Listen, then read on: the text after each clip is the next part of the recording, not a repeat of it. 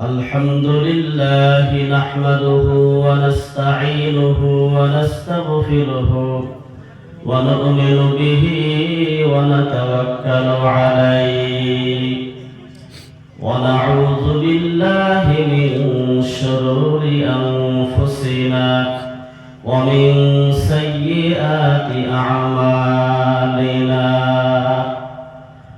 من يهده الله فلا مضل له ومن يضلله فلا هادي له ونشهد أن لا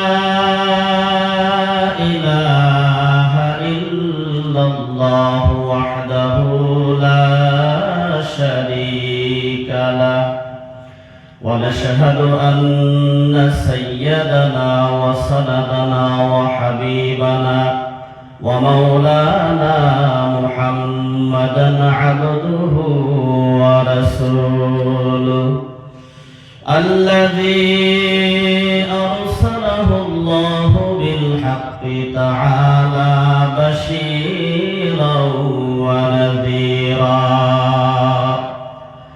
وداعيا إلى الله بإذنه وسراجا وقمرا منيرا أما بعد فأعوذ بالله من الشيطان الرجيم بسم الله الرحمن الرحيم يا أيها الذين آمنوا كتب عليكم الصيام كما كتب على الذين من قبلكم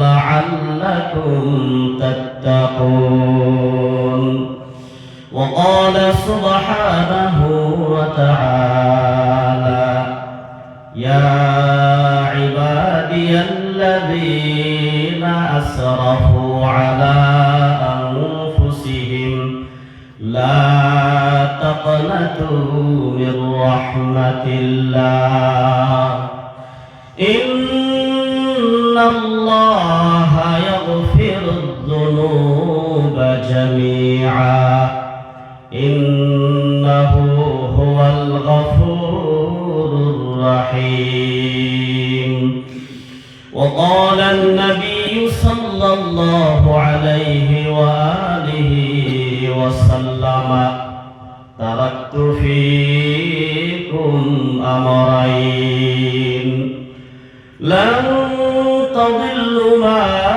تمسكتم بهما كتاب الله وسنة رسوله أو كما قال النبي المصطفى صلى الله عليه وسلم وقال تعالى في شان حبيبي إن الله وملائكته يصلون على النبي يا أيها الذين آمنوا صلوا عليه وسلموا تسليما اللهم صل على سيدنا مولانا محمد وعلى آل سيدنا مولانا محمد اللهم سيدنا مولانا محمد وعلى آل سيدنا مولانا محمد কেউ বা তোমায় পাগল বলে, কেউ বা বলে জাদুঘর, কেউ বা তোমায় পাগল বলে,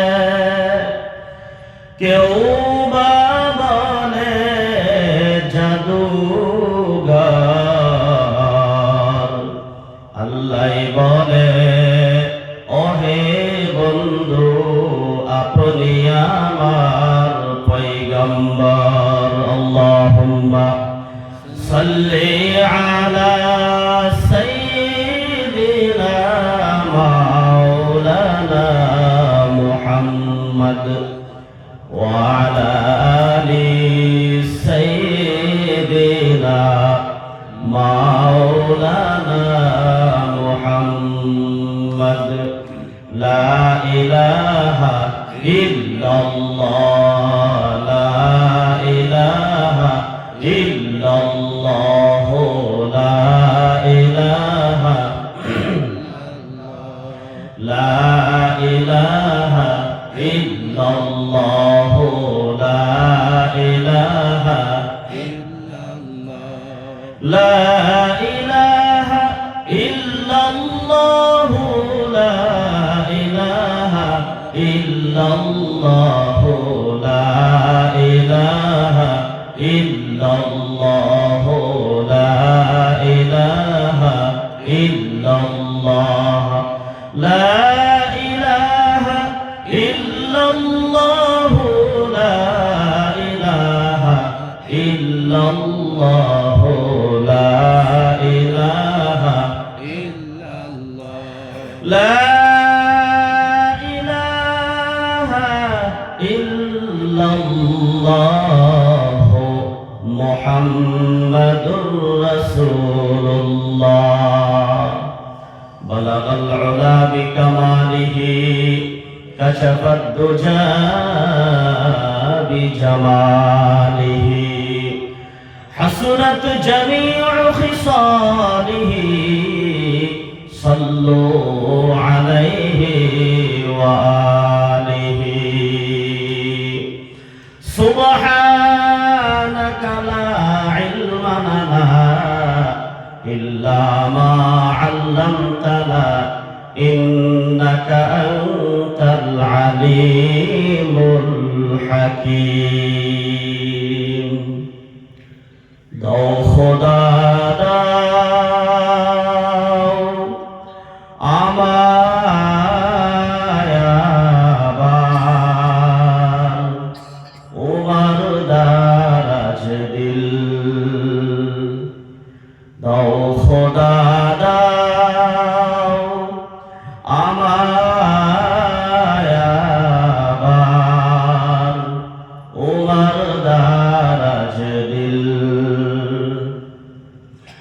দাওয়ানের মাতাবীর সেনানি, দাওয়ানের মাতাবীর সেনানি জাগাতে নিখিল।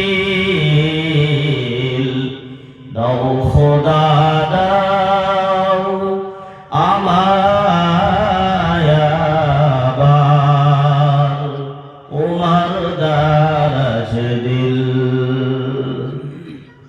হামজাকে দাও ঘরে ঘরে জীবন দিতে ওয়াকাতরে। নারে তাকবীর। হামজাকে দাও ঘরে ঘরে জীবন দিতে ওয়াকাতরে। আবার কাবা ভাঙতে এলে, আবার কাবা ভাঙতে এলে পাঠাওয়া বাবিল। দাও খোদা দাও আমায় আবার,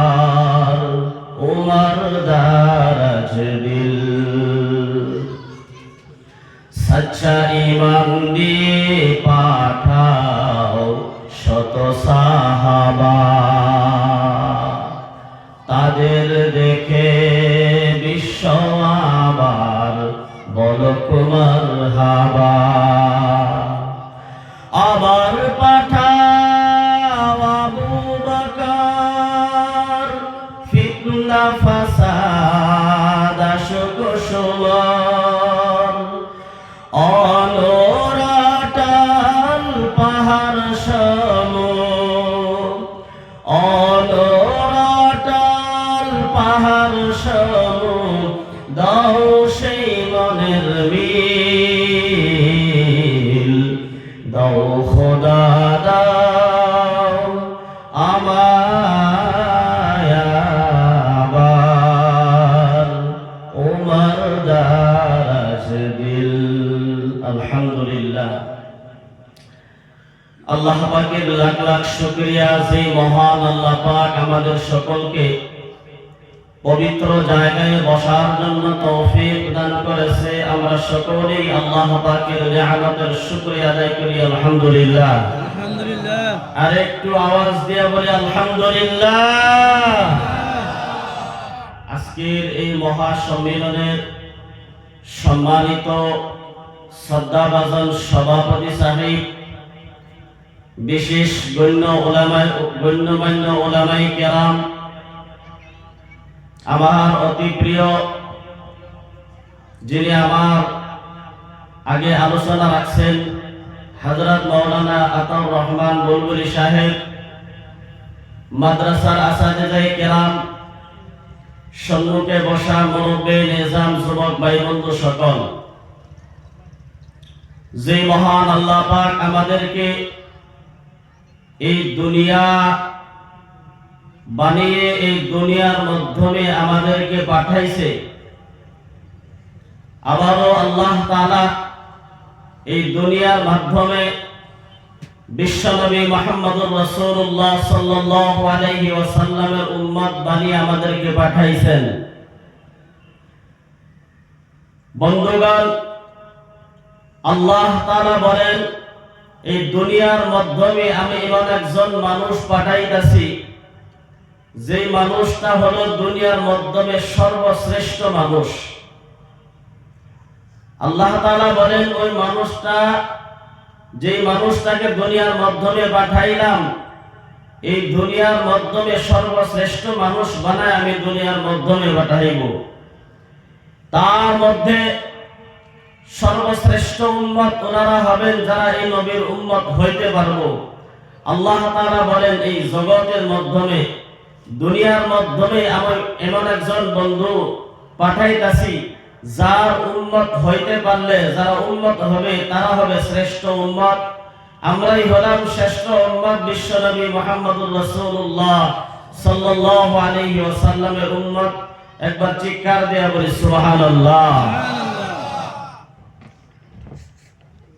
আল্লাহ তাআলা এই দুনিয়ার মাধ্যমে, জগতের মাধ্যমে অসংখ্য আম্বিয়া কেরাম দুনিয়ার মাধ্যমে পাঠাইছেন। সমস্ত পয়গম্বরদেরকে আল্লাহ তাআলা তার সময় অনুযায়ী আল্লাহ তাআলা তাকে মুআজিজা দিয়েছিলেন। হযরত মুসা আলাইহিস সালামকে আল্লাহ তাআলা মুআজিজা দিয়েছিলেন। ওনাকে একটি লাঠি দিয়েছিলেন, জমিনের মাধ্যমে ছেড়ে দেওয়ার সাথে সাথে অজগর সাপ হয়ে যেত। জয়কাল কথা ঠিক কিনা? কোরআনে কারীমের মাধ্যমে আছে, ওমা তিলকা বিয়ামিনিকা ইয়া মুসা ক্বালা হিয়া আসাই। মুসা আলাইহিস সালাম দুনিয়ার থেকে বিদায় হয়ে গেলেন, তার মুআজিজাও শেষ হয়ে গেল। শেষ হয়েছে না আজও পর্যন্ত আছে মুআজিজা? নাই। আল্লাহ তাআলা হযরত ঈসা আলাইহিস সালামকে মুআজিজা দিয়েছিলেন। কোন অন্ধর চোখের মাধ্যমে যদি হাত বোলায় দিত, সে অন্ধ ব্যক্তি ভালো হয়ে যাইত। সুবহানাল্লাহ। মৃত ব্যক্তি, যে মানুষটা কবরস্থ হয়ে রয়েছে, কবরের মাধ্যমে শুয়ে রয়েছে, আল্লাহ তাআলার হুকুমে যদি কবর থেকে ডাক দিত, কুম বিইذনিল্লাহ, মানুষটা লগে লগে আল্লাহ তাআলার হুকুমে জিন্দা হয়ে হযরত ঈসা আলাইহিস সালামের সম্মুখে দাঁড়িয়ে যেতেন। সুবহানাল্লাহ। কিন্তু হযরত ঈসা আলাইহিস সালাম দুনিয়ার জমিন থেকে বিদায় হয়ে গেছেন, মুআজিজাও তার সাথেই বিদায় হয়ে গেছে। বিশ্বনবী মুহাম্মদুর রাসূলুল্লাহ সাল্লাল্লাহু আলাইহি ওয়াসাল্লামকে আল্লাহ তাআলা মুআজিজা দিয়েছেন, অনেক মুআজিজা দিয়েছেন। বন্ধুগণ, বিশ্বনবী মুহাম্মদুর রাসূলুল্লাহ সাল্লাল্লাহু আলাইহি ওয়াসাল্লাম দুনিয়া থেকে বিদায় হয়েছেন কথা ঠিক, কিন্তু তার সমস্ত মুআজিজাগুলো এই দুনিয়ার জমিনে উম্মতের কারণে রাখা গেছে। সুবহানাল্লাহ। সমস্ত মুআজিজাগুলো এই দুনিয়ার জমিনে উম্মতের কারণে রাখা গেছে। একটা মুআজিজা বলি, আমরা যারা নবীর উম্মত আজ পর্যন্ত নবী মুহাম্মদুর রাসূলুল্লাহ সাল্লাল্লাহু আলাইহি ওয়াসাল্লামকে দুই নয়নে দুই চোখে দেখছি নাই, দেখি নাই। কিন্তু মুআজিজা বিশ্বনবী সাল্লাল্লাহু আলাইহি ওয়াসাল্লাম রেখে গিয়েছেন।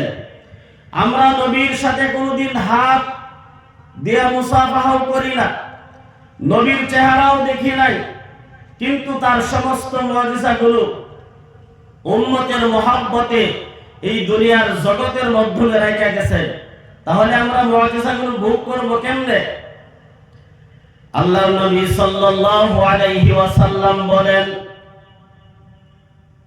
আমি দুনিয়ার জমিন থেকে বিদায় হয়ে গেলাম, কিন্তু আমার একটা মুআজিজাও আমি দুনিয়ার জমিন থেকে কবরের মাধ্যমে নিয়ে যাই না।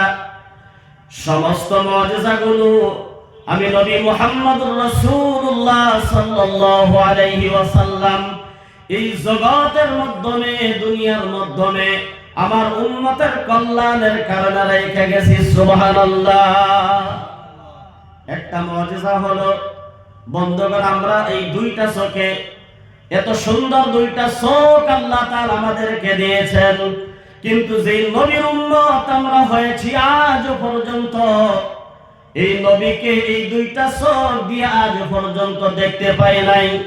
আল্লাহর নবী সাল্লাল্লাহু আলাইহি ওয়াসাল্লাম বলেন, দুনিয়ার জমিনের মাধ্যমে কিয়ামত পর্যন্ত আল উলামা ওয়ারাসাতুল আম্বিয়া এই জগতের মাধ্যমে বসবাস করবে, থাকবে।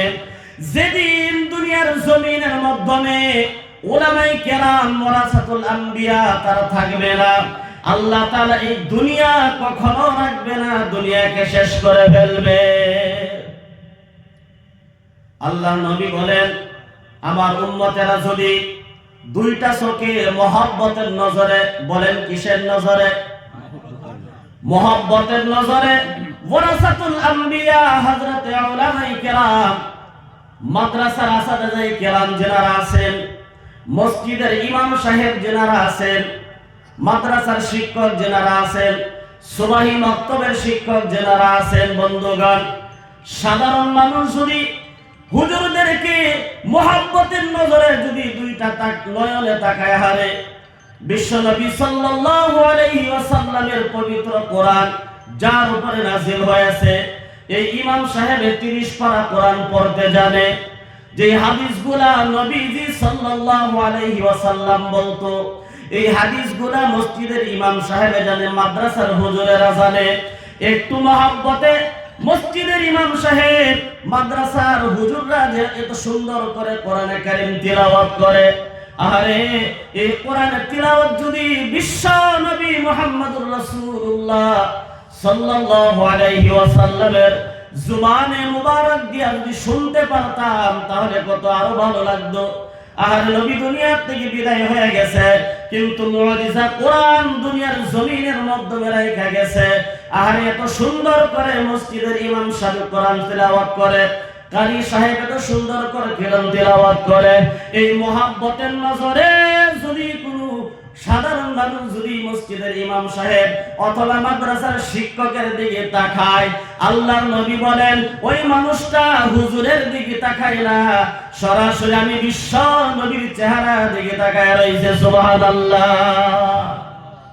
এত বড় একটা মুআজিজা, আমরা যদি মহব্বতে হুজুরদেরকে দেখতে চাই, দেখতেই পারি আমরা বিশ্ব নবী দেখার ফজিলত পেয়ে গেলাম। সুবহানাল্লাহ।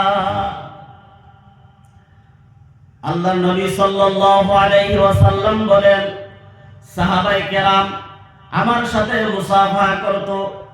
যে সাহাবারা দুই চোখে আমাদেরকে দেখছে, আমার সুহবতের মাধ্যমে বসেছে, আহারে সাহাবাও দুনিয়ার জমিন থেকে বিদায় হয়ে গেছে। সাহাবায়ে কেরামের সুহবতের মাধ্যমে যারা ছিলেন তারাও দুনিয়ার জমিন থেকে বিদায় হয়ে গেছে। আমি নবী দুনিয়া থেকে বিদায় হয়ে গেছি, কিন্তু আমার উম্মতেরা যদি উলামায়ে কেরামের সাথে ভালো মহব্বতে যদি মুসাফাহা করে, তারা যেন উলামায়ে কেরামের সাথে মুসাফাহা করে নাই, তারা যেন সরাসরি আমি বিশ্ব নবীর সাথে মুসাফাহা করেছে। সুবহানাল্লাহ। ইনশাআল্লাহ আমরা এই মুআজিজাগুলো বুক করব, ঠিক না গো? কোরআনে কারীমের এক দুইটি আয়াত তেলাওয়াত করেছি। বিশ্ব নবী সাল্লাল্লাহু আলাইহি ওয়াসাল্লামের অগণিত হাদিস থেকে একটি হাদিসে মুবারাকা তেলাওয়াত করেছি। আশা রাখবো আল্লাহ তাআলা যাতে আমাদের সকলকে কথাগুলো গুরুত্ব সহকারে আমাদের নিয়তে শোনার জন্য তৌফিক দান করে। আমরা বলি আল্লাহুম্মা আমিন। বন্ধুগণ, এই জগতের মাধ্যমে সবচেয়ে বড় মুআজিজা হলো পবিত্র কোরআনে কারীম। বলেন কি? কোরআনে কারীম। قال النبي صلى الله عليه وآله وسلم تركت فيكم أمرين। আল্লাহর নবী সাল্লাল্লাহু আলাইহি ওয়াসাল্লাম বলেন, আমি দুনিয়ার জমিন থেকে বিদায় হয়ে গেছি, কিন্তু আমার উম্মতকে এইভাবে আমি দুনিয়ার জমিনের মাধ্যমে, খালি ময়দানের মাধ্যমে, খালি ফিল্ডের মাধ্যমে, আমি দুনিয়ার জমিনের মাধ্যমে একা একা ছাইরা যাই নাই। আবার উম্মত হতবাকা হয়ে রাস্তায় ঘুরবে, তারা দিন থেকে ফিরে যাবে, দিনকে বুঝবে না, তাদেরকে গুমরাহি রাস্তার মাধ্যমে ঠেলে দিবে। নাস্তিক মুরতাদেরা তাদেরকে তাবলীগ করে করে, তাদেরকে দাওয়াত করে করে তাদের অন্তরকে নষ্ট করে দিবে। আল্লাহর নবী বলেন, আমি দুনিয়ার জমিন থেকে বিদায় হয়ে গেছি, কিন্তু দুইটা জিনিস আমার উম্মতের জন্য স্পেশাল হিসাবে আমি আল্লাহর নবী দুনিয়ার জমিনের মাধ্যমে রেখে গেছি। বন্ধুগণ, একটু খেয়াল করেন, বুঝতে পারবেন। যখন আমরা বড় বড় কিছু নিউজ শুনি, নিউজ শুরু হওয়ার আগে দেখবেন সর্বপ্রথমের মাধ্যমে আইসা যায় ব্রেকিং নিউজ। আসে না গো? ব্রেকিং নিউজ আছে, তাহলে বোঝা যায় এর মাধ্যমে কিছু গুরুত্বপূর্ণ কথা বলবে। বড় নিউজ, ব্রেকিং নিউজ আর হেডলাইন পড়ার সাথে সাথে মানুষের বুঝা ফেলায়, আর গুরুত্ব দিয়ে কিছু শুনতে হবে। নিশ্চয়ই এই নিউজের মাধ্যমে, খবরের মাধ্যমে, আখবারের মাধ্যমে গুরুত্বপূর্ণ কিছু কথা বলতে চাই। আর আখবার পেপারের মাধ্যমে নিশ্চয় কিছু গুরুত্বপূর্ণ কথা আছে। যারা পেপার পড়ে আর যারা নিউজ দেখে বন্ধুগণ, তারা দেখবেন ব্রেকিং নিউজ দেখার সাথে সাথে বলবে, হারে একটু সামনে শুনি অথবা পড়ি, নিশ্চয় গুরুত্বপূর্ণ কথাটা কি বলেছেন। আল্লাহর নবী সাল্লাল্লাহু আলাইহি ওয়াসাল্লাম বলেন, আমি দুনিয়া থেকে বিদায় হয়ে গেছি, আমার উম্মতের জন্য আমি একটি ব্রেকিং নিউজ দুনিয়ার জমিনের মাধ্যমে ছাইরা গেছি। সুবহানাল্লাহ। তারাকতু ফীকুম আমরাইন, দুইটা জিনিস আমি আমার উম্মতের জন্য রাইখা গেছি। বন্ধুগণ, আল্লাহর নবী বলেন, লান তাদিল্লু মা তামাসসাকতুম বিহিমা, তারা যদি এই দুইটা জিনিস মজবুত হিসাবে, তারা মজবুত ভাবে আঁকড়িয়ে যদি ধরতে পারে, দুনিয়ার কোন মানুষে তাদেরকে ধোঁকা দিয়ে, বোকা বানিয়ে তাদেরকে গুমরাহি করতে পারবে না। সুবহানাল্লাহ। একটা হলো কিতাব আল্লাহ, দুই নাম্বার হলো সুন্নাত রাসূলুল্লাহ সাল্লাল্লাহু আলাইহি ওয়াসাল্লাম। বন্ধুগণ, আল্লাহর নবী বলেন দুইটা জিনিস, একটা হলো কোরআন, দুই নাম্বার হলো হাদিস। এবার একটু চিন্তা করেন, যার জীবনটা চলতেছে কোরআন দিয়ে, যার জীবনটা চলতেছে হাদিস দিয়া, তার জীবনের মাধ্যমে দুটো জিনিস আছে, কোরআনও আছে, হাদিসও আছে। বন্ধুগণ, যার জীবনের মাধ্যমে এই দুইটা জিনিস আছে, ওই মানুষটা কোনোদিন জাহান্নামের পথে যাইতে পারে না। জোরে কেন কথা ঠিক কিনা? 2002 গুজরাট হিন্দু মুসলিম কিছু দাঙ্গা ফাসাদ হয়েছিল, শুনছিলেন তো? আমার উস্তাদি মুহতারাম হযরতুল আল্লাম শেখ হযরত মাওলানা ফারুক মাদানী সাহেব দামাত বারাকাতুহুম, উনি একবার ক্লাসের মাধ্যমে বলেছিল 2002 অনেক মুসলমান মানুষে বলে গুজরাট হত্যালীলা হয়েছে, অনেক মানুষকে মুসলমানদেরকে মারা হয়েছে। উনি বললেন আমার নজরে একটা মুসলমান মানুষ মরে নাই, সুবহানাল্লাহ। বলে আমার নজরে একটা মানুষ মরে নাই, হিন্দুদের হাতে মৃত্যু হইতে হয় নাই, যারা নাকি কোরআন থেকে দূরে সরে গেছে, হাদিস থেকে দূরে সরে গেছে, ওরাই রাস্তাঘাটে মরছে। একজন উলামায়ে কেরাম, একজন মুমিন দিনদার মুসলমান ওই 2002 গুজরাট মরে নাই বন্ধুগণ। তাহলে আল্লাহর নবী যা কিছু বলেছেন কথা সত্য না মিথ্যা? আল্লাহর নবী বলেন তারাক্তু ফীকুম আমরাইন কিতাব লাম তাদিল্লু মা তামাসসাকতুম বিহিমা কিতাবাল্লাহি ওয়া সুন্নাত রাসূলি। যার জিন্দেগীর মাধ্যমে কোরআন আছে বন্ধুগণ, যার জিন্দেগীটা কোরআন মোতাবেক দুনিয়ার মাধ্যমে চলতেছে, ওই মানুষটা কখনোই জাহান্নামী হইতে পারে না। ওই মানুষটা কখনো দুনিয়ার জমিনের মাধ্যমে লাঞ্ছিত বঞ্চিত হইতে পারে না। যার জুবানের মাধ্যমে পবিত্র কালামুল্লাহ শরীফ আছে বন্ধুগণ, ওই মানুষটাকে দুনিয়ার মাধ্যমে শয়তানের ধোঁকা দিতে পারে না। দেখবেন অনেক মানুষ আছে যারা শয়তানের ধোঁকার মাধ্যমে পড়ে, যারা দুনিয়ার মাধ্যমে লাঞ্ছিত বঞ্চিত হয়েছে। আপনারা তালাশ করে দেখবেন ওই মানুষটাই যাদের জিন্দেগীর মাধ্যমে কোরআনের আমল নাই। জোরে কোন কথা ঠিক কিনা? আল্লাহ তাআলা কোরআনের মাধ্যমে যা বলছেন সবকিছু সত্য। একটু দৃষ্টান্ত দিলে বুঝতে পারবেন বন্ধুগণ। দুনিয়ার জমিন থেকে যখন মানুষ বিদায় হয়ে যায়, আমার আব্বা দুনিয়ার জমিন থেকে বিদায় হয়ে গেছে, আম্মা দুনিয়ার জমিন থেকে বিদায় হয়ে গেছে, কত আদরের সন্তান দুনিয়ার জমিন থেকে বিদায় হয়ে গেছে বন্ধুগণ। যাকে মহব্বত করতাম, যার কারণে সব কিছু কুরবানি করতে রাজি ছিলাম, এমন মানুষটাও যখন দুনিয়ার জমিন থেকে বিদায় হয়ে গেছে, বলেন তো দেখি কবরের মাধ্যমে কেউ নিয়ে যায় না, একা একা যাইতে হয়। যে আব্বা সন্তানের জন্য সব দিতে রাজি, ওই আব্বা যদি দুনিয়ার জমিন থেকে বিদায় হয়ে যায়, বলেন তো সন্তান কবরের মাধ্যমে যাবে কি বাবার সাথে? না, যাওয়ার কোনো সিস্টেম নাই বন্ধুগণ। যে দুনিয়া থেকে বিদায় হবে তার একা একা কবরের মাধ্যমে যাইতে হবে, তাই এটার সিস্টেম বন্ধুগণ। একটু খেয়াল করেন বন্ধুগণ, কবর হলো এমন একটা জায়গা, যে জায়গার মাধ্যমে কোনোদিন আর যাওয়া হয় নাই। ভালো জায়গার মাধ্যমে যাওয়ার পরেও মানুষের খোঁজ খবর নেই। মনে করেন আপনি উমরার মাধ্যমে যাবেন, হজ করার জন্য যাবেন, আপনি একা রাস্তা দিয়ে চলেন না, কেউকে আগে জিজ্ঞাসা করেন ভাই হজ করার যাইতে যাইলে কেমন হব, কোন জায়গা গেলে সবচেয়ে বেশি ভালো হবে।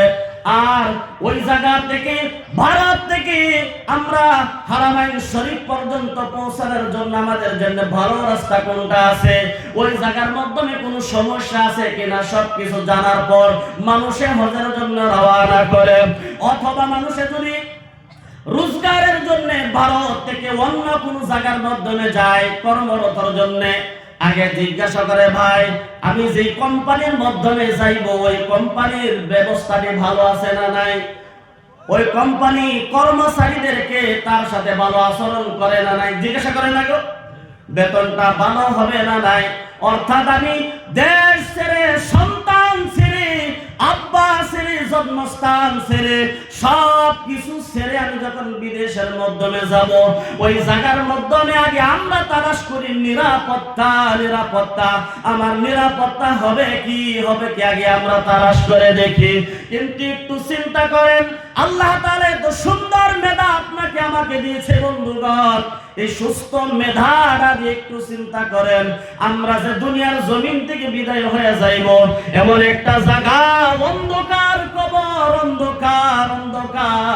আল্লাহর নবী সাল্লাল্লাহু আলাইহি ওয়াসাল্লাম বলেন قال النبي صلى الله عليه وسلم القبر روضة من رياض الجنة أو حفرة من حفر النار আল্লাহর নবী বলেন কবর হলো জান্নাতের বাগান থেকে একটা বাগান।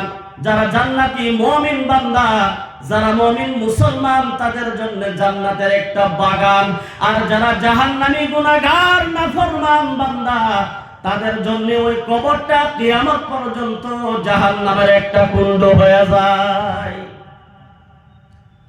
তাহলে যে আব্বা গেল, সন্তান গেল না বাবার সাথে কবরে, এত আদরের মা দুনিয়ার জমিন থেকে বিদায় হয়ে গেল, কিন্তু কোনো একটা সন্তান তার মা বাবার সাথে কবরে যায় নাই। যাকে সবচেয়ে বেশি মহব্বত করতাম, যে সব কিছু ত্যাগ করে শুধুমাত্র একটি কথা, আমি তোমার উপরে রাজি হয়ে গেলাম।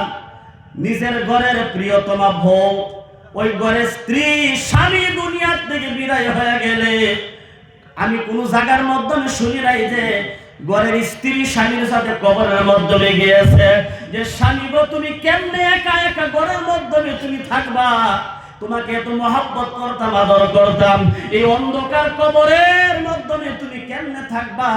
এমন একটা প্রিয়তমা মহব্বত করে যে স্বামীর সাথে তো কবরের মাধ্যমেও যায় নাই।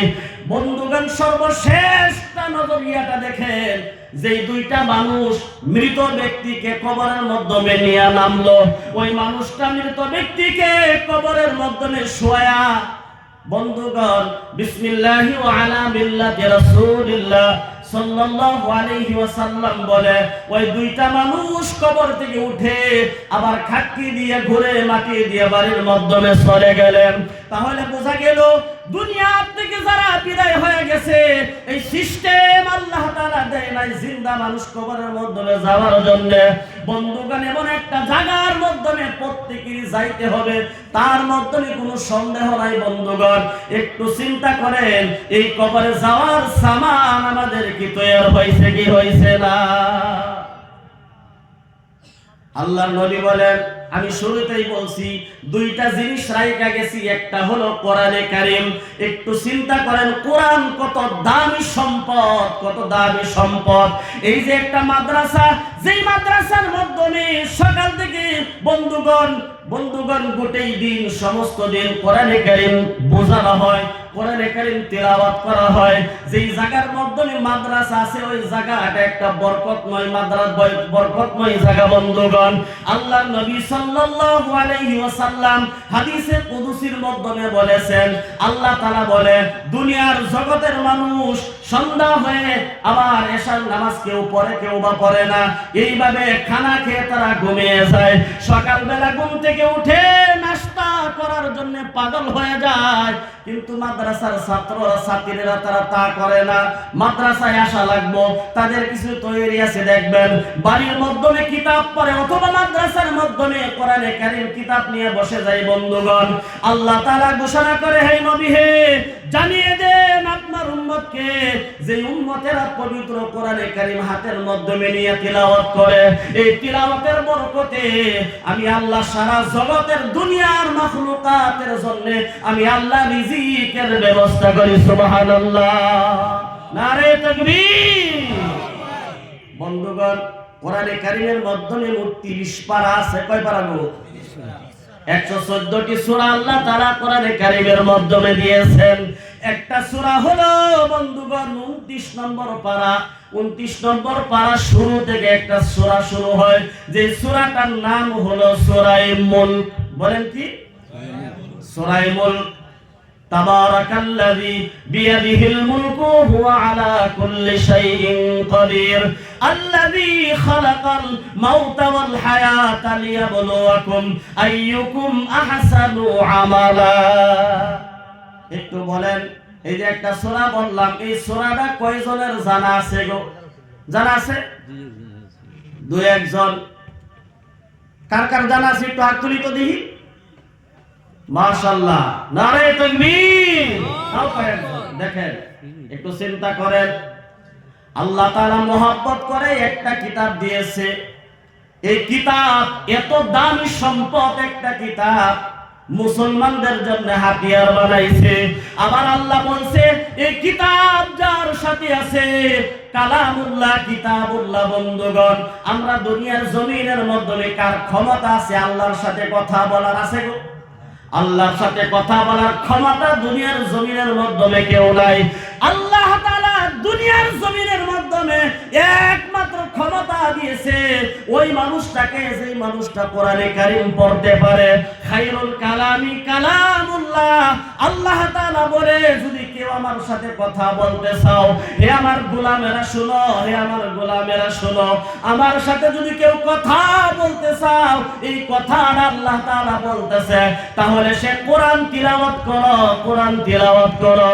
কোরআন তিলাওয়াত করা মানে হলো আল্লাহর সাথে কথা বলা। সুবহানাল্লাহ।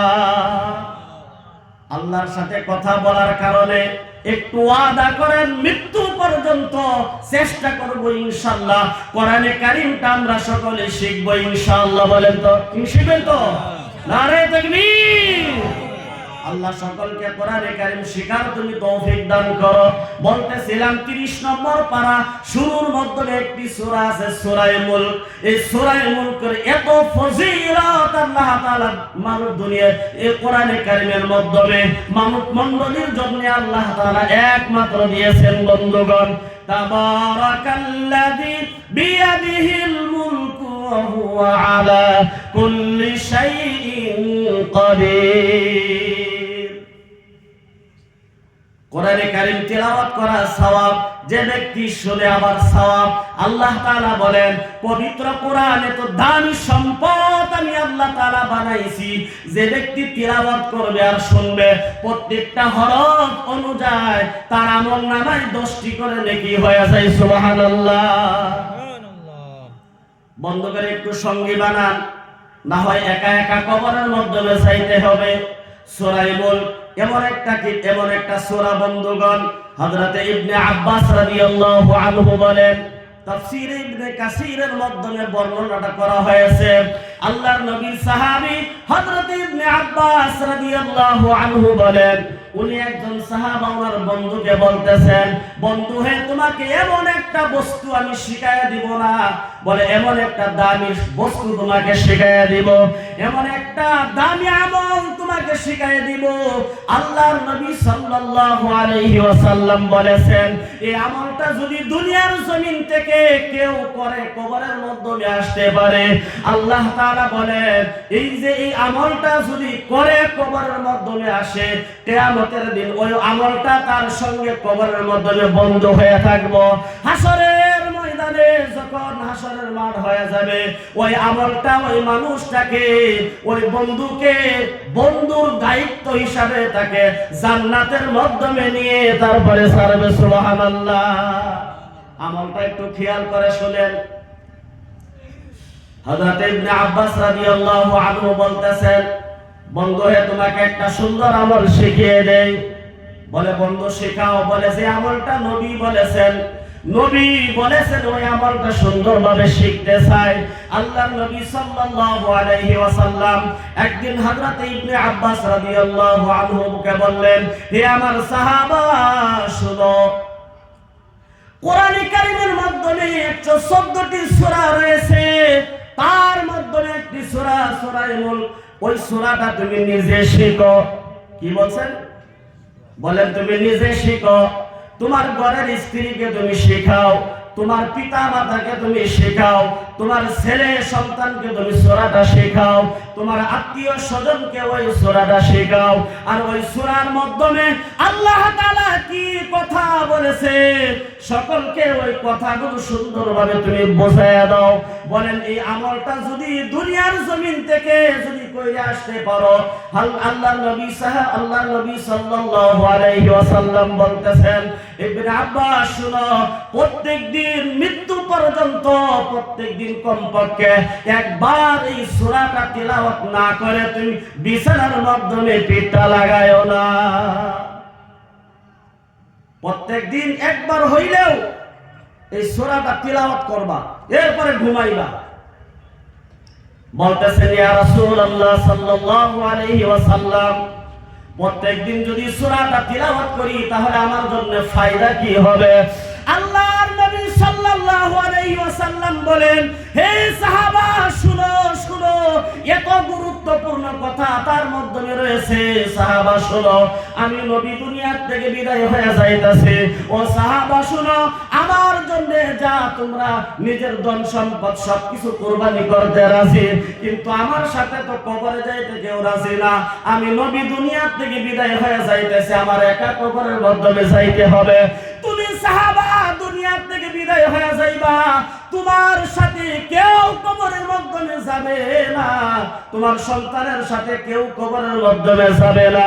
কিন্তু এই সূরাটা যদি তুমি নিজে আমল করতে পারো, প্রত্যেক দিন যদি এই সূরাটা যদি তিলাওয়াত করতে পারো, আর ওই সূরাটা যদি বুঝতে পারো, এই সূরার মাধ্যমে আল্লাহ তাআলা কি দিয়েছেন তা যদি তোমার নিজের জিন্দেগীর মাধ্যমে বাস্তবায়ন করতে পারো, তাহলে একটা সূরাই তোমাকে জান্নাতে নেওয়ার জন্য যথেষ্ট হয়ে যাবে। সুবহানাল্লাহ।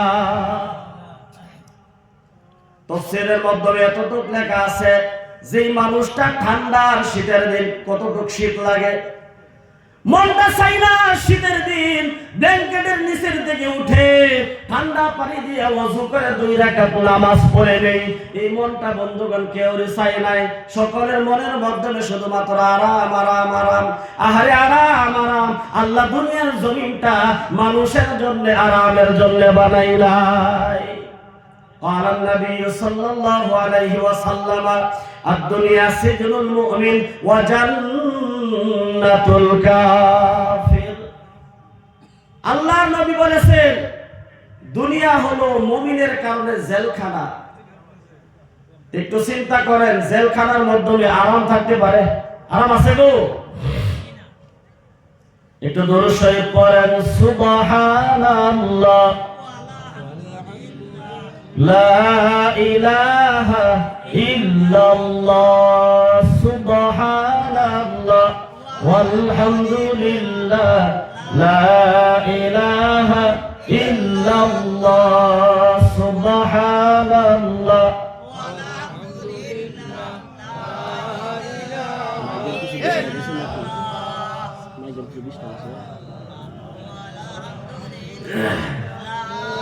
লা ইলাহা ইল্লাল্লাহু আল্লাহু আকবার। হযরত ইবনে আব্বাস রাদিয়াল্লাহু আনহু বললেন, বন্ধুগণ, মানুষ কবরের মাধ্যমে কিয়ামত পর্যন্ত একা একা থাকতে হবে। হাসরের ময়দানে যখন হাসরের মাঠ কায়েম হয়ে যাবে, আল্লাহর নবী বলেন, যে মানুষটা একটা সূরার উপরে আমল করেছে, এই সূরাটা কোনদিন তিলাওয়াত করা ছাড়া মানুষটা ঘুমায় নাই, বিছানার মাধ্যমে পিঠ লাগায় নাই, এইভাবে দুনিয়ার জমিন থেকে বিদায় হয়ে গেছে। হাসরের ময়দানে যখন আল্লাহ তাআলা বলবেন, ওয়াসিকাল্লাযীনা কাফারু ইলা জাহান্নামা যুমারা, জাহান্নামের যখন ফয়সালা হয়ে যাবে, যা যা যা জাহান্নামের মাধ্যমে চলে যা, জাহান্নামের মাধ্যমে মানুষটা যাইতে থাকবে আল্লাহ তাআলার সম্মুখে। এই যে সূরা মুলক, আল্লাহ তাআলা কিয়ামতের দিন তার সাথে ওয়াদা করেছে যে কোরআনে কারীম যে মানুষটা দুনিয়ার জমিনের মাধ্যমে তিলাওয়াত করবে, যে মানুষটা কোরআনের উপরে আমল করবে, কিয়ামতের দিন এই কোরআন সুপারিশ করে মানুষটাকে জান্নাতের মধ্যে নিয়ে যাবে। আল্লাহ তাআলা যখন ফয়সালা করেছে, যা তোর ফয়সালা হয়ে গেছে, জাহান্নামের মাধ্যমে তুই চলে যা, তোর উপরে জাহান্নাম ওয়াজিব হয়ে গেছে। বন্ধুগণ, একটু খেয়াল করেন, মানুষের মাধ্যমে গুনাহ থাকতেই পারে, সাওয়াবত আছে, নেক আছে, গুনাহ আছে। বন্ধুগণ, দুনিয়ার জমিনের মাধ্যমে মানুষ ভুল করবে, আবার তওবা করে আল্লাহর বন্ধু হয়ে যাবে। বন্ধুগণ, যার জন জিন্দেগীর মাধ্যমে গুনাহ নাই, মিশকাত শরীফের হাদিস, একটি হাদিসের মাধ্যমে পড়েছিলাম, যেই যে দেশটার মাধ্যমে বন্ধুগণ কোনো গুনাহ নাই, মানুষের শুধুমাত্র নেক আমল করে, আল্লাহ তাআলা বলেন এই দেশটার আমার কোনো জরুরত নাই। আর যে দেশটার মাধ্যমে শুধুমাত্র গুনাহ, কেবলমাত্র গুনাহ, কেবলমাত্র গুনাহ, ওই দেশটারও আল্লাহ তাআলার কোনো জরুরত নাই। তার কারণ হলো মানুষ যদি অন্যায় না করে আল্লাহ তাআলা ক্ষমা করবে, গফফার নামটা কোন সাথে ব্যবহার করবে। মানুষে গুনাহ করবে আবার তওবা করে আল্লাহ তাআলার বন্ধু হয়ে যাবে। বন্ধুগণ, আল্লাহ যখন তাকে বলল তুই জাহান্নামের মাধ্যমে যা, সুলাইমুল তার সম্মুখে আল্লাহ তাআলার সম্মুখে গিয়ে হাজির হয়ে গেছে। আল্লাহ তাআলাকে বলতেছেন, হে আল্লাহ, তুমি তো বলছো দুনিয়ার জমিনের মাধ্যমে সর্বশ্রেষ্ঠ কালাম হলো কোরআনে কারীম, যার জিন্দেগীর মাধ্যমে কোরআনে কারীম আছে ওই মানুষটা কখনোই গোমরাহ হতে পারে না, জান্নাতি ও জাহান্নামী হতে পারে না। আল্লাহ তোমার কথা অনুযায়ী এই যে মানুষটা যার উপরে তুমি জাহান্নামের ফয়সালা করেছো আল্লাহ, আল্লাহ ব্যবসায়িক ছিল, তার সন্তানের জন্য বাজারের মাধ্যমে যখন দোকান করত, ব্যবসা করত, রাত্র হয়ে যেত, গভীর রাত্র, কোনদিন বাড়ির থেকে আসতে আসতে তার 10টা হয়ে যাইত, 11টা হয়ে যাইত। ঠান্ডার সময় বাড়ির মাধ্যমে আসার পর কিছু খেয়ে ঠান্ডা পানি দিয়ে ওযু করে সর্বপ্রথম এশার নামাজ আদায় করত। আল্লাহ তোমার মহান হুকুম আদায় করে মানুষটা কোরআনে কারীম তার বাড়ির আলমারি থেকে কোরআনে কারীম টাইনা পবিত্র কালামকে নিয়ে আল্লাহ তাআলা এই সূরা মুলক আমাকে প্রত্যেকদিন তেলাওয়াত করেছে। আল্লাহ আমাকে তেলাওয়াত করেছে, প্রত্যেকদিন আমাকে তেলাওয়াত করেছে। আল্লাহ ওই মানুষটাকে কখনোই তুমি জাহান্নামে দিতে পারবা না। আল্লাহ তাআলা বলতেছেন, হে ফেরেশতা শুনো, কোরআন এত দামি সম্পদ, এত দামি সম্পদ আল্লাহ দুনিয়ার জমিনের মাধ্যমে পাঠাইছে, কিতাবের মাধ্যমে লেখা। এই সূরা আল্লাহর কাছে এক পর্যায়ে ঝগড়া করে হলেও ওই মানুষটাকে জাহান্নাম থেকে ফিরায়া তাদেরকে জান্নাতের মধ্যে নিয়ে যাইবে। সুবহানাল্লাহ। বন্ধুগণ, একটি সূরার উপরে আমল করলে তার জন্য জান্নাতের জন্য যথেষ্ট হয়ে যায়। বলতেছিলাম দুইটা জিনিস, একটা জিনিস হলো পবিত্র কোরআনে কারীম, আর 2 নাম্বার হলো হাদিস। আল্লাহ নবী যা কিছু দুনিয়ার মাধ্যমে বলে গেছেন সমস্ত কথা দিয়া বন্ধুগণ নিজের জিন্দেগিটা চালানো। আল্লাহ নবী সাল্লাল্লাহু আলাইহি ওয়াসাল্লাম বলেন, কেউ যদি দুনিয়ার জমিনের মাধ্যমে একটা শুধুমাত্র মাসআলা জানছে, কয়টা গো? একটা শুধু মাসআলা জানছে, যেমন নাকি সুদ খাওয়া হারাম, মদ খাওয়া হারাম, পিতা মাতার অবাধ্য সন্তান এটা করা যাবে না, হারাম, মা বাবাকে সন্তান কষ্ট দিলে আল্লাহ তাআলার আরশ পর্যন্ত কেঁপে যায়। এই যে মাসআলাগুলো যখন জায়গা পালাইছে, আহারে যখন তার সম্মুখে সুদের ব্যবসা আসবে বলবে না আমি তো সুদ তো খাবো না। যে মানুষটা সুদ খায় কিয়ামতের দিন জাহান্নামী হয়ে যাবে। এই যে একটা মাসআলার মাধ্যমে যদি আমল করতে পারে বন্ধুগণ, আল্লাহর নবী সাল্লাল্লাহু আলাইহি ওয়াসাল্লাম বলেন, এই একটা মাসআলা আমল করার খাতিরে আল্লাহ তাআলা কিয়ামতের দিন এই একটা মাসআলা তার জীবনের জন্য নাজাতের জরিয়া বানায় দিবে। সুবহানাল্লাহ। অতি চমৎকার আল্লাহর বাজারে রাসূল জাবিন্দার, অতি চমৎকার আল্লাহর বাজারে রাসূল জাবিন্দার। আল্লাহ নিজে মালিক নিজে বেচে, আল্লাহ নিজে মালিক নিজে বেচে, রাসূল আবার খরিদদার। আল্লাহর বাজারে রাসূল জাবিন্দার, অতি চমৎকার আল্লাহর বাজারে রাসূল জাবিন্দার। একটু জোরে বলুন মারহাবা। কত চমৎকার বিষয়। বিশ্বনবী সাল্লাল্লাহু আলাইহি ওয়াসাল্লাম আপনার আবার জামিন হয়ে যাবে। আল্লাহর নবী বলেন, 2টা বস্তু ধরো, 2টা বস্তুর হিফাজত করো।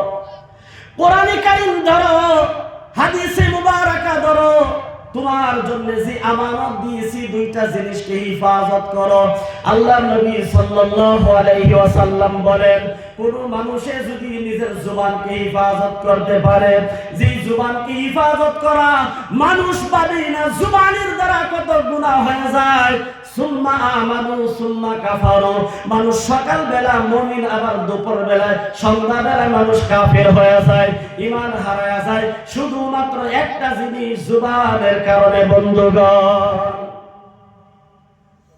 হযরত ইমামে মালিক শুনছেন না কোন আমরা? হযরত ইমামে মালিক বন্ধুগণ রাহমাতুল্লাহি আলাইহি, উনি একটা মালফুজাতের মাধ্যমে লিখেছে মিথ্যা কথা, যে মিথ্যা কথা আমরা সাধারণ মনে করি না গো, মিথ্যা কথাকে একদম সাধারণ কোনো গুনাহ মনে করি না। ইমাম মালিক রাহমাতুল্লাহি আলাইহি বলেছেন, জুবানে তো দামি সম্পদ আল্লাহ তাআলা দিয়েছে, এই জুবানকে হিফাজত করার কারণে আল্লাহ তাআলা আমাকে ইমামে মালিক বানিয়েছে। সুবহানাল্লাহ। জুবানে তো দামি সম্পদ, এই যে মানুষের জুবানের দ্বারা মিথ্যা কথা বলে, হযরত ইমাম মালিক বলতেছে, যে মানুষটা মিথ্যা কথা বলে এইভাবে মিথ্যা কথা তার বন্ধু বানায়া যায়। মিথ্যা কথা না বলতে মানুষটার ভালো লাগে না, আনন্দ বাড়াইতে মিথ্যা কথা বলে। সাধারণ একটা কথাকে মিথ্যা কথা বানিয়ে বানিয়ে মানুষের সম্মুখে এটাকে একদম বহুত বড় করে পেশ করে, আসে না নাই? বন্ধুগণ, মানুষ মিথ্যা কথা বলতে বলতে বলতে বলতে এমন একটা সময় এসে যায়, আল্লাহ তাআলার ডিকশনারির মাধ্যমে ওই মানুষটার নাম উপাধি আসা যায় কাজ্জাব। যেমন হুজুর মহারাষ্ট্র আক্কালকুয়া মাদ্রাসার মাধ্যমে পড়েছেন, ওনার নামের সাথে লকব আছে, উপাধি আছে। হযরত মাওলানা আতাউর রহমান ইশাতি বুলবুলি সাহেব, ইশাতি একটা উপাধি, মৃত্যু পর্যন্ত ইশাতি তার উপাধিটা থাকবে। জোরে কোন থাকবে কিনা? আমার বন্ধুগণ, যার খানদানের মাধ্যমে লেখা আছে, দেখবেন অনেক মানুষের নাম লেখার আগে লেখে শেখ, আছে না? তার মানে হলো তার উপাধি হলো শেখ। অনেকের উপাধি আছে আবার ফকির, তার মানে হলো ফকির তার উপাধি। মৃত্যু পর্যন্ত যখন খানদান থাকবে তার উপাধি এইভাবে চলতেই থাকবে।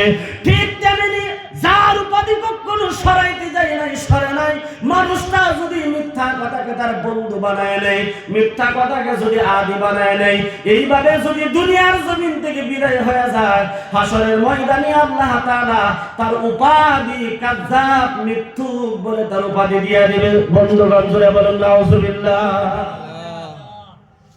দুইটা জিনিসকে হিফাজত করা, একটা হলো জুবানকে হিফাজত করা, দুই নাম্বার হলো আল্লাহ তাআলা যাকে যে যৌবন দিয়েছে, হায়াতটাকে আল্লাহ তাআলা বলতেছেন, হে বান্দা তোমার যৌবনটাকে তোমার আমানত দিয়েছি, জুবান তোমার আমানত দিয়েছি, এই জুবান দিয়ে আমাকে ডাকবা। পয়গম্বর হযরত আইয়ুব আলাইহিস সালাম, বন্ধুগণ আমরা সকলেই জানিছি বহু বড় একজন পয়গম্বর ছিলেন। আল্লাহ তাআলা তাকে এমন অসুস্থ, এমন বেমার তার শরীরের মাধ্যমে দিয়েছিলেন। বন্ধুগণ, কিতাবের মাধ্যমে লেখা, হযরত আইয়ুব আলাইহিস সালামের শরীরের মাধ্যমে গা এমন বিমার হয়েছে, কষ্ট বিমার হয়েছে, তার শরীরের মাংসের মাধ্যমে কীড়া পোকা ধরেছে। বন্ধুগণ, তার সারা শরীরের মাধ্যমে কীড়া হয়ে গেছে, দুর্গন্ধ তার শরীরটা পয়সা গেছে। সমাজের, সোসাইটির সমস্ত এলাকাবাসী হযরত আইয়ুব আলাইহিস সালামের শরীরের দুর্গন্ধ বন্ধুগণ সহ্য করতে পারে না, সবাই নিজের এলাকা ছেড়ে দূরে চলে গেছে। বন্ধুগণ, ওই সময়ের মাধ্যমে যে প্রিয়তমা ওনার ঘরের স্ত্রী হযরত আইয়ুব আলাইহিস সালামকে একা একা ছেড়ে যায় নাই। বন্ধুগণ, কিতাবের মাধ্যমে লেখা সারা শরীরের মাধ্যমে কীড়া হয়ে গেছে। তার শরীর থেকে একটা কীড়াও যদি, একটা পোকা যদি সরে জমিনের মাধ্যমে পড়ে যাইতো, হযরত আইয়ুব আলাইহিস সালাম বলতো, আহারে কেন তুমি জমিনের মাধ্যমে পড়ে গেলা, কেন পড়ে গেলা? আল্লাহ তাআলা আমার শরীরের মাধ্যমে তোমার রিজিকটা আমার শরীরের মাধ্যমে রাখছে, খাও ভক্ষণ করো, আমার শরীর থেকে তুমি মাটির মাধ্যমে পড়ে যাও না। এইভাবে হাতে উঠায় আবার ওই জায়গার মাধ্যমে রাইখা দিতেন। বন্ধুগণ, বলতেছে এখানে তোমার রিজিক লেখা আছে। কোনদিন আল্লাহ তাআলাকে শিকায়াত করে নাই। আমাদের যদি মাথার বিষ হয় তাহলে ডাইরেক্ট বলে আহারে আমাকে শুধু মাথা বিষ দিলা, গেলাম আর কেউর মাথা বিষ না। আমার যদি বহুত বড় বেমার হয়ে গেল, বেমার হলে আল্লাহ তাআলা বান্দাকে নিয়ামত হিসাবে দেয়। মানুষে কিন্তু বরদাস্ত করতে পারে না, ধৈর্য ধরতে পারে না। যে ব্যক্তি ধৈর্য ধরতে পারে তার জন্য এই বেমারটা তার জন্য বন্ধুগণ একটা নিয়ামত হয়ে যায়। পয়গম্বর হযরত আইয়ুব আলাইহিস সালাম এইভাবে দিনগুলো কাটাইতেছে। হঠাৎ করে একদিন জিহ্বার মাধ্যমে পোকা ধরেছে। হযরত আইয়ুব আলাইহিস সালাম টের পেয়েছে তার জিহ্বার মাধ্যমে পোকা হয়েছে। বন্ধুগণ আল্লাহর কাছে হাত উঠায় বলতেছেন, আল্লাহ আমার শরীরের মাধ্যমে এমন ভাবে পোকা হয়েছে, আল্লাহ শরীরের মাধ্যমে ঘা হয়েছে, কোনদিন তোমার কাছে আমি দরখাস্ত করি না, শিকায়াত করি না। আল্লাহ তুমি আমার বেমারটাকে ভালো বানায় দাও। এই কথা আমি আইয়ুব কোনদিন আল্লাহ তোমার কাছে বলি নাই। কিন্তু এখন দেখতেছি আল্লাহ আমার জিহ্বার মাধ্যমে পোকা হয়ে গেছে, আমার জিহ্বার মাধ্যমে পোকা ধরে ফেলেছে। আল্লাহ আমার জিহ্বার পোকাটা তুমি সরিয়ে দাও। আমি তোমার কাছে শিকায়াত করতেছি আল্লাহ, আমি তোমার কাছে দরখাস্ত করতেছি গো আল্লাহ। আল্লাহ যে জুবানটা দিয়া তোমাকে আল্লাহ আল্লাহ বলে ডাকি, আল্লাহ যে জুবান দিয়ে আল্লাহ তোমাকে ডাকি, আল্লাহ যে জুবান দিয়ে আল্লাহ তোমাকে সুন্দর বলে ডাকে, আল্লাহ আল্লাহ জিকির করে, আল্লাহ এই জুবানের মাধ্যমে যদি পোকা হয়ে যায়, এই সুন্দর জুবানটা দিয়া কিভাবে সুন্দর আল্লাহ তাআলাকে আমি ডাকবো। বলেন সুবহানাল্লাহ। দেখেন জুবানটাকে হেফাজত করা আইয়ুব আলাইহিস সালাম কত মর্যাদা দিয়েছেন। বন্ধুগণ আল্লাহর নবী সাল্লাল্লাহু আলাইহি ওয়াসাল্লাম বলেন দুইটা বস্তুর গ্যারান্টি যদি আমার উম্মত দিতে পারে, একটা হলো জুবানের গ্যারান্টি, আরেকটা হলো লজ্জাস্থানের গ্যারান্টি। বন্ধুগণ যৌবনের গ্যারান্টি যদি দিতে পারে, আল্লাহর নবী বলেন কিয়ামতের দিন আমি ওই মানুষটার জন্য জান্নাত নেওয়ার জন্য গ্যারান্টার হয়ে গেলাম। সুবহানাল্লাহ। একটা জুবানের হিফাজত আর একটা হলো যৌবনের হিফাজত। আজকে দুটাই উলামেরা চলতেছে, ঠিক না গো? জুবানের হিফাজত আছে নাই, যৌবনের হিফাজত আছে নাই। অহরহর যৌবন বিক্রি হইতেছে। আল্লাহ আমাদের সকলকে হেদায়েত দান করুক, আমরা বলি আমিন। ইমামে মালিক রাহমাতুল্লাহি আলাইহি বলতেছেন, হে নবীর পাগলেরা, হে আল্লাহর গোলামেরা, শোনো, জুবানটাকে একটু দামি সম্পদকে একটু নিয়ামতের শুকরিয়া আদায় করো। এই জুবানটা দিয়া কোনোদিন মানুষকে অশ্লীল ভাষা তুমি বলিও না। এই জুবানটা দিয়া কোনোদিন তুমি কাউকে গালি দিও না। বলতেছেন এই জুবানটা যদি অশ্লীল কাজের মাধ্যমে তুমি লাগাও, মনে করেন আপনার বন্ধু বাড়ির মাধ্যমে এসেছে, মানুষের মজাকে ফুর্তি করে ফট করিয়া দেখবেন গালি দিয়ে ফেলে না গো, বলে এটাই তো ভালো লাগে। কিন্তু যেই মানুষটাকে আমি গালি দিলাম, এমন একটা জায়গার মাধ্যমে তাকে আমি গালি দিয়ে বসলাম, বন্ধুগণ ওই মানুষটার দিলের মাধ্যমে আঘাত লাগা গেছে। আমি মনে করছি সাধারণভাবে তাকে গালি দিয়েছি, আমার আনন্দ লেগেছে। কিন্তু যেই মানুষটাকে গালি দিলাম, অশ্লীল ভাষা বললাম, ওই মানুষটা তার অন্তর দিয়ে নারাজ হয়ে গেছে, দিলটার মাধ্যমে আঘাত লাগছে। আহারে আমার একজন সম্মানের ব্যক্তির সাথে আমি ছিলাম, তার সম্মুখে আমাকে গালি দিয়ে ফেলেছে। এই যে মানুষটা দিলে দিয়া যে দুঃখ, সে দুঃখ বেদনাটা দিলের মাধ্যমে লাগছে। এইভাবে যে মানুষটা গালি দিয়েছে, জুবানের হিফাজতটা না করে আর তার কাছে যদি ক্ষমা যদি না চায়, ওই মানুষটা যদি দুনিয়ার জমিন থেকে বিদায় হয়ে যায়, যাকে গালি দিয়েছে তার কাছ থেকে ক্ষমা নিল না, আর ওই মানুষটা এইভাবে দুনিয়া থেকে বিদায় হয়ে গেল। যাকে গালি দিল তার আঘাত, যার অন্তরের মাধ্যমে আঘাত দিল, তার আঘাতটা আঘাতই রয়ে গেল। আর যেই মানুষটা আঘাত দিল, ওই মানুষটা দুনিয়ার থেকে বিদায় হয়ে গেছে, কিন্তু ওই মানুষটার কাছে ক্ষমা চাই নাই। আল্লাহর নবী বলেন যে মানুষটা দুনিয়ার জমিন থেকে একজন মানুষের অন্তরের মাধ্যমে আঘাত দিয়া দুঃখ দিয়া বিদায় হয়েছে, ওই মানুষটা যদি বারবার করে যদি মনে করেন 40 বার হজ করেছে, তার জিন্দেগির মাধ্যমে 100 বার যদি উমরা হজ করে আর বারবার যদি হাজর আসওয়াদের মাধ্যমে পাথরের মধ্যে চুমা দিয়েছে, আরাফাতের জমিনের মাধ্যমে হাজিরি দিয়েছে, কাবা শরীফ তাওয়াফ করেছে, আল্লাহর নবী বলেছেন হাজরে আসওয়াদ এমন একটা দামি পাথর যেই পাথরের মাধ্যমে চুমা দিলে মানুষের কোনোদিন গুনাহ থাকে না। বন্ধুগণ সুবহানাল্লাহ।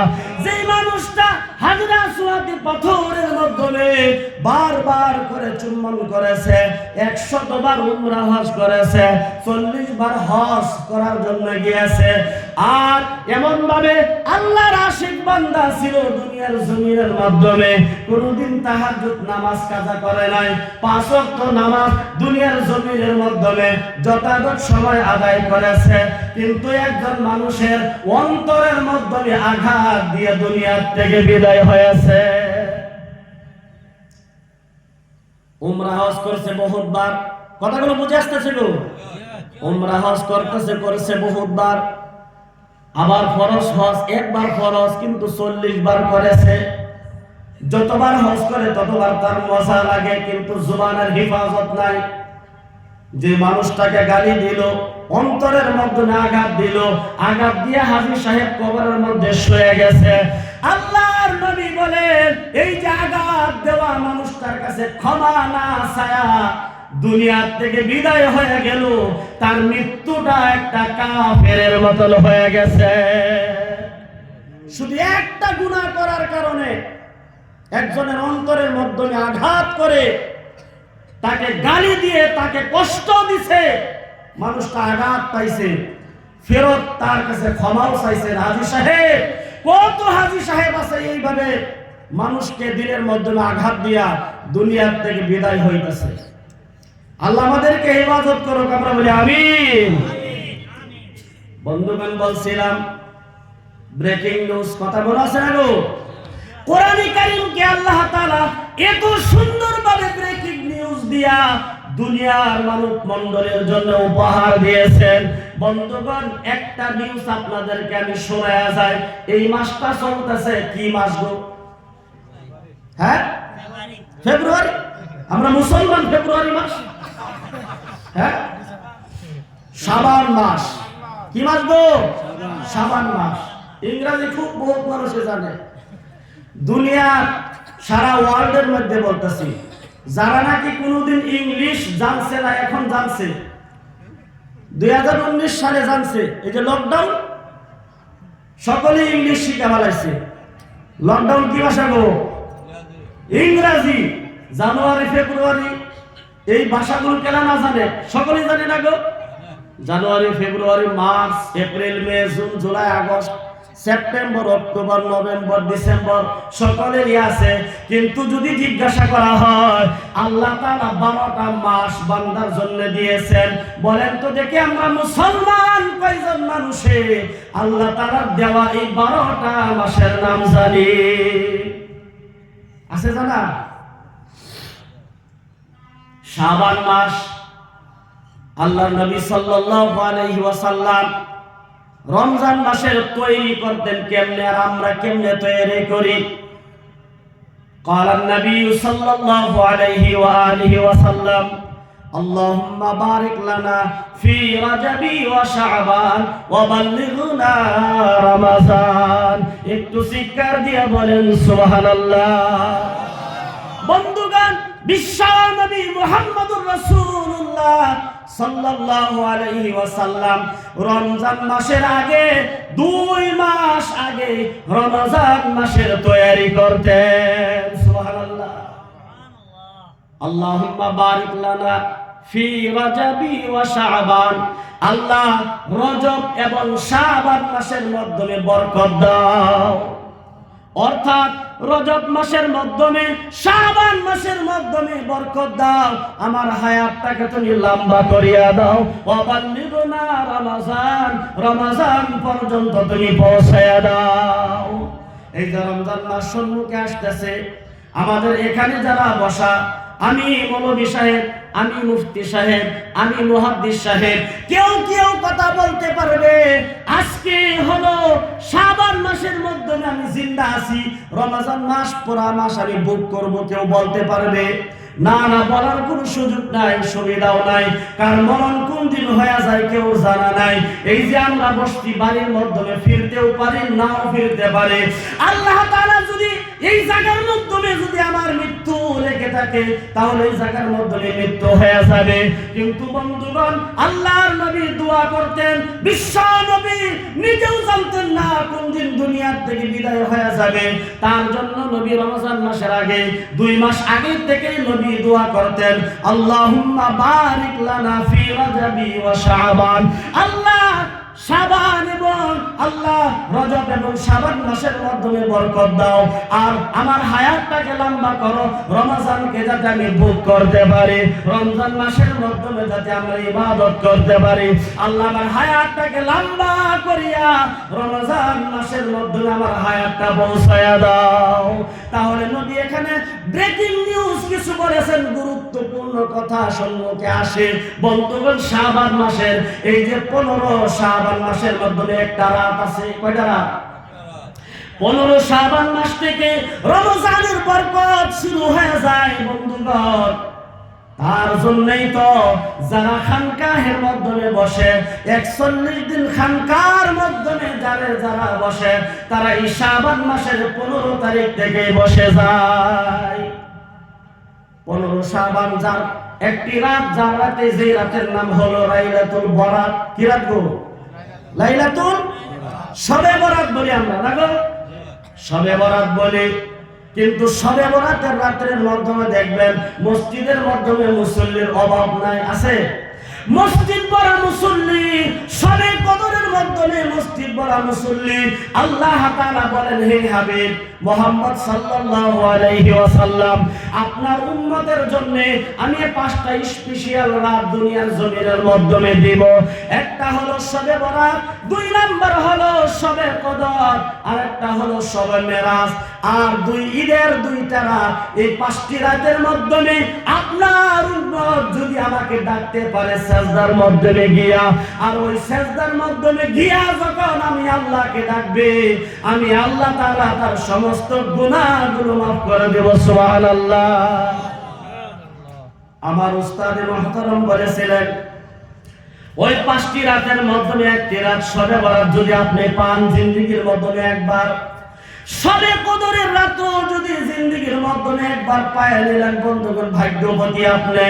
আমার উস্তাদ মুহতারাম বলেছে, শবে বরাতের রাতে আমার নবীর উম্মতেরা যারা সেজদার মাধ্যমে পড়ে যায়, সেজদার মাধ্যমে যখন পড়ে যায়, সেজদার মাধ্যমে গিয়া যখন আল্লাহকে ডাকে, আল্লাহ আমি গুনাহগার, অনেক গুনাহ করেছি, আল্লাহ আমি অনেক অপরাধ করেছি, অনেক ভুল করেছি, অনেক অন্যায় করেছি, আল্লাহ তুমি আমাকে মাফ করে দাও। আল্লাহর নবী বলেন, ওই মানুষটা সেজদা মাথা থেকে উঠানের আগ মুহূর্তে আল্লাহ তাআলা তাকে নিষ্পাপ বানিয়ে দেয়। সুবহানাল্লাহ। বন্ধুগণ, কিন্তু কথা এই যে শবে বরাতের এই মাসের পরের মাসটাই হলো রমজানুল মুবারক মাস, ঠিক না গো?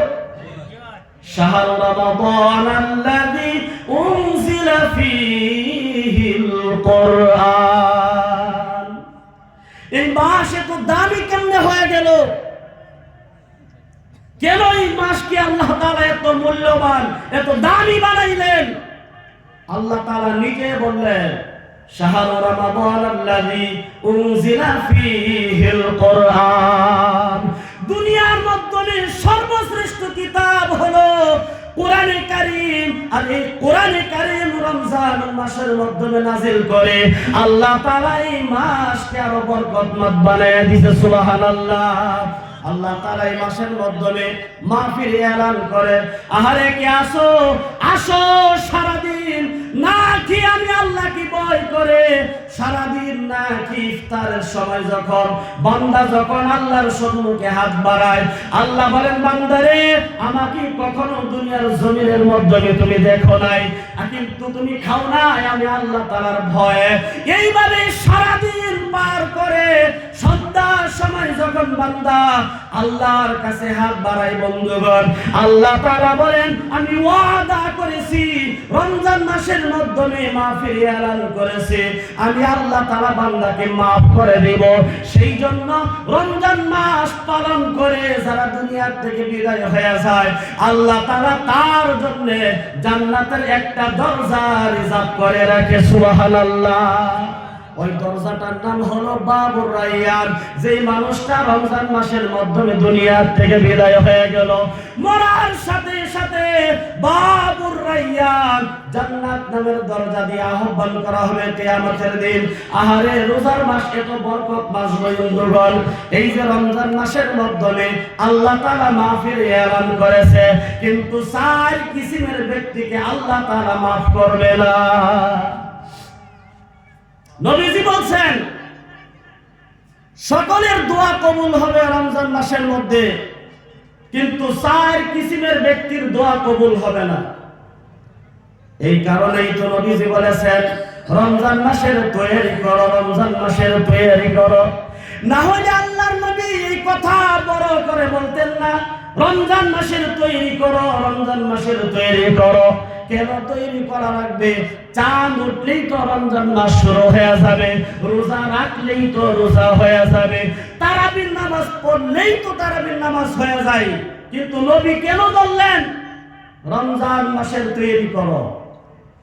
এই কারণেই বলেছে রমজান মাস বরকতময় মাস, দোয়া কবুলের মাস, আল্লাহর সাথে বন্ধুত্ব করার মাস। কিন্তু এই রমজান মাসের মাধ্যমে 4 কিসিমের ব্যক্তিকে আল্লাহ তাআলা ক্ষমা করবে না, 4 কিসিমের মানুষের দোয়া আল্লাহ তাআলা কবুল করবে না। একটু শুনবেন 4টা কিসিম। বন্ধুগণ, আপনি যত বড় টাকাওয়ালা হন না কেন, যত দান খয়রাত করেন না কেন, অনেক দানি ব্যক্তি কেন হন না, আপনি রমজান মাসের মাধ্যমে কয়েক খতম কোরআনে কারীম দেন না কেন, যদি ওই 4টা কিসিম আপনার জিন্দেগির মাধ্যমে থাকে, তাহলে আপনার দান খয়রাত কোনো কাজে আসবে না, আপনার কোরআনে কারীম তিলাওয়াত কোনো কাজে আসবে না, আপনার রোজা কোনো কাজে আসবে না, আপনার তারাবির নামাজ কোনো কাজে আসবে না, আপনি যাকাত দেন কোনো কাজে আসবে না। সমস্ত ইবাদত আপনার বরবাদ হয়ে যাবে যদি 4টা গুণ মানুষের ভিতরে থাকে। 1 নাম্বার হলো আল্লাহর নবী বলেন রমজান মাসের তৈরি করো। রমজানের রোজা রাখার আগে যেই মানুষটা শরাব পান করে মৃত্যু পর্যন্ত আর শরাব পান করব না, এই তওবাটা করে ফেল। শরাব বুঝেন তো? মদখোর যাকে বলে, মুস্তাকিল শরাব খোরে, মুস্তাকিল নেশাগ্রস্ত হয়ে থাকে। বন্ধুগণ, হাদিসের মাধ্যমে শরাবের কথা আছে, কিন্তু কুল্লু মুস্কিরিন হারাম। সমস্ত নেশা যুক্ত যত বস্তু আছে, জিনিস আছে, সব কিছু হারাম। বন্ধুগণ, ড্রাগস খাইলে নেশা লাগে কি লাগে না? লাগে না গো? ইয়াবা খাইলে নেশা লাগে কি লাগে না? গাঞ্জা খাইলে নেশা লাগে কি লাগে না? গাঞ্জা খাইলেও নেশা, মদ খাইলেও নেশা, ড্রাগস খাইলেও নেশা। ওই নেশা যুক্ত যত বস্তু আসে সমস্ত বস্তু আর কোনোদিন খাবে না। এইভাবে মৃত্যু পর্যন্ত আর কোনোদিন নেশা করবে না। এইভাবে আল্লাহর কাছে তওবা করতে হবে। না হয় যে মানুষটা মদখুরি, যে মানুষটা নেশাগ্রস্ত হয়ে থাকে, এই রমজান মাসের মাধ্যমে ওই মানুষের তওবা কবুল হবে না। যদি বলে আমি তওবা করি, রমজান মাসের মাধ্যমে মদ খাই নাই, কিন্তু রমজানের পরে খাই, রোজার মাসে রোজা রাখে, ডিজিটাল মানুষ হয়ে গেছে গা, তওবাও করে, ডিজিটাল তওবা করে, বলে রমজান মাস গুনাহ করা যাবে না, মদ খাওয়া যাবে না, ঘুষ খাওয়া যাবে না, মিথ্যা কথা বলা যাবে না, কিন্তু রমজানের পরে আবার শুরু করে। এইটা তওবা না। আত্তাইবু মিনাজ যামবি কামান লা যামবা লাহু। এইভাবে তওবা করতে হবে। তওবা করার সাথে সাথে আল্লাহ তাআলা তার সমস্ত গুনাহকে maaf করে দেয়। কিন্তু তওবা এমন তওবা হইতে হবে বন্ধুগণ, যে গুনার কারণে আপনি তওবা করেছেন, এবার মনে করেন তওবা করেছেন, আল্লাহ আমি অপরাধ করেছি, ঘুষ আর কোনোদিন খাবে না, মৃত্যু পর্যন্ত আর কোনোদিন খাবেন না, এইটাই হলো তওবা। কিন্তু যে গুনার কারণে তওবা করেছেন, করেন আবার গুনাহ করেন, তওবা করেন আবার গুনাহ করেন, এই তওবা বন্ধুগণ কোনো কাজে আসবে না। এক নাম্বার হলো নিশা থেকে তওবা করা লাগবে। যদি তওবা না করে রমজান মাসের মাধ্যমে তার দোয়া কবুল হবে না। দুই নাম্বার হলো যে সন্তানের উপরে মা-বাপ পিতা মাতা নারাজ হয়ে রয়েছে বন্ধুগণ, আর নবী সাল্লাল্লাহু আলাইহি ওয়াসাল্লাম আল-আক্কু লিওয়ালিদাইহি, যে সন্তানের উপরে পিতা মাতা নারাজ হয়ে রয়েছে বন্ধুগণ, সন্তানের উপরে পিতা মাতা নারাজ আছে এমন সন্তান, যে সন্তানের উপরে মা বাপ নারাজ হয়ে রয়েছে, সন্তান মা বাবার সাথে ভালো আচরণ করে না, ভালো ব্যবহার করে না, মা বাবাকে দুঃখ দিয়েছে, মা যদি বলে আমাকে হসপিটালের মাধ্যমে নিয়ে যাও, কিন্তু নিয়ে যায় নাই, বন্ধু বান্ধবদের সাথে হাজার হাজার টাকা খরচ করে, কিন্তু পিতা মাতার উপরে খরচ করতে চায় না। মা বাপ নারাজ হয়ে রয়েছে, মা বাপকে গালি দিয়েছে। আল্লাহর নবী বলেন, হে আমার উম্মতেরা শুনো, তওবা করো। রমজান শরীফ, রমজান মাস শুরু হওয়ার আগে এক নাম্বার তওবা করো, শরাব পান করবো না মৃত্যু পর্যন্ত। দুই নাম্বার, তোমার উপরে তোমার মা বাপ নারাজ হয়ে রয়েছে, তোমার পিতা মাতা তোমার উপরে নারাজ হয়ে রয়েছে, তোমার পিতা মাতাকে তুমি খুশি করো, আনন্দ দাও। হে আমার পিতা মাতা আমার জন্য অনেক কষ্ট ভোগ করেছেন, আহারে সন্তানের জন্য মা একটা দামি সম্পদ, বাবা একটা দামি সম্পদ, যে সন্তানের জন্য সব কিছু কুরবানি করতে রাজি হয়ে যায়। একজন সাহাবা, তার আব্বা দুনিয়ার জমিন থেকে বিদায় হয়ে গেছে, জানাজা সম্মুখে লইয়া কাঁদতেছেন বন্ধুগণ। একজন সাহাবা জিজ্ঞাসা করলো, ভাই কেন কান্দো? তোমার আব্বা আজকে বিদায় হয়ে গেছে, কালকে তো তুমি বিদায় হয়ে যাইবা। যার জন্য আল্লাহ তাআলা দুনিয়াটাকে সাজাইছে সুন্দর করে, যে বিশ্ব নবীর কারণে দুনিয়াটাকে আল্লাহ পাক সৃষ্টি করেছে, ওই নবীকেও তো আল্লাহ দুনিয়ার জমিন থেকে উঠায় আনেছে। এইভাবে তোমার বাবা যেইভাবে দুনিয়ার জমিন থেকে বিদায় হয়েছে, এইভাবে তুমিও তো একদিন দুনিয়ার থেকে বিদায় হয়ে যাইবা। কেন কান্দো, কেন কান্দো? বলতেছেন, এই সাহাবা তুমি বুঝবা না, আল্লাহর নবী সাল্লাল্লাহু আলাইহি ওয়াসাল্লাম বলেছেন, সন্তানের জন্য পিতা মাতা হলো জান্নাতের দুইটা দরওয়াজা। জান্নাতের দুইটা দরজা সন্তানের কারণে, একটা হলো আব্বা আর একটা হলো আম্মা। বন্ধুগণ, সাহাবা বলতেছে, এই যে আমার আব্বা দুনিয়ার জমিন থেকে বিদায় হয়ে গেছে, আমার জন্য একটা জান্নাতের দরজা বন্ধ হয়ে গেছে। এই তো আমি কাঁদতাছি। যুবক ভাইয়েরা, যারা যুবক ভাইরা এখানে আছেন, যাদের আব্বা আম্মা দুনিয়ার জমিনের মাধ্যমে জীবিত আছে, কিন্তু আপনার উপরে নারাজ হয়ে রয়েছে, এখনো সময় আছে। মা বাবার সম্মুখে গিয়া তাদের পায়ে ধরেন, হাতের মাধ্যমে ধরেন, যে আম্মা হে আব্বা হে, আর কোনোদিন অন্যায় করবো না, ক্ষমা করে দাও। বন্ধুগণ, যদি মা যদি আপনার উপরে রাজি না থাকে, খুশি না থাকে, আব্বা আম্মা যদি আপনার উপরে নারাজ থাকে, রমজান মাসের রোজা তারাবিও কোনো কাজ আসবে না, দোয়াই কবুল হবে না। কয়টা গেল গো? দুইটা। একটা হলো নিশাব থেকে তওবা করতে হবে, আর তওবা এমন ভাবে যে মৃত্যু পর্যন্ত আর এই কাজটা করব না। মা বাবাকে রাজি করতে হবে, মৃত্যু পর্যন্ত আর কোনোদিন মা বাবাকে দুঃখ দেব না, ইনশাআল্লাহ। তিন নাম্বার হলো বন্ধুগণ, তিন নাম্বার হলো যার অন্তরের মাধ্যমে যারা পরিমাণ দুশ্মনী আছে, কিনা যাকে বলা হয়। আল্লাহ নবী সাল্লাল্লাহু আলাইহি ওয়াসাল্লাম বলেন, হে আমার উম্মতেরা শুনো, রমজান মাস হলো পবিত্র, খানা হলো পবিত্র, যে জায়গাটার মাধ্যমে দিবাই জায়গাটাও পবিত্র, পবিত্র মাসের মাধ্যমে যে তুমি কোরআন তেলাওয়াত করবা জুবানের দ্বারা পবিত্র, কিন্তু এই যে একটা তোমার অন্তর, যে দিলটা, কলবটা, এই কলবটা তোমার পরিষ্কার না। যেমন একটু দৃষ্টান্ত দিলে বুঝবেন, যে স্কুলের মাধ্যমে ইংলিশ সাবজেক্ট আছে, ইংরেজি সাবজেক্ট আছে,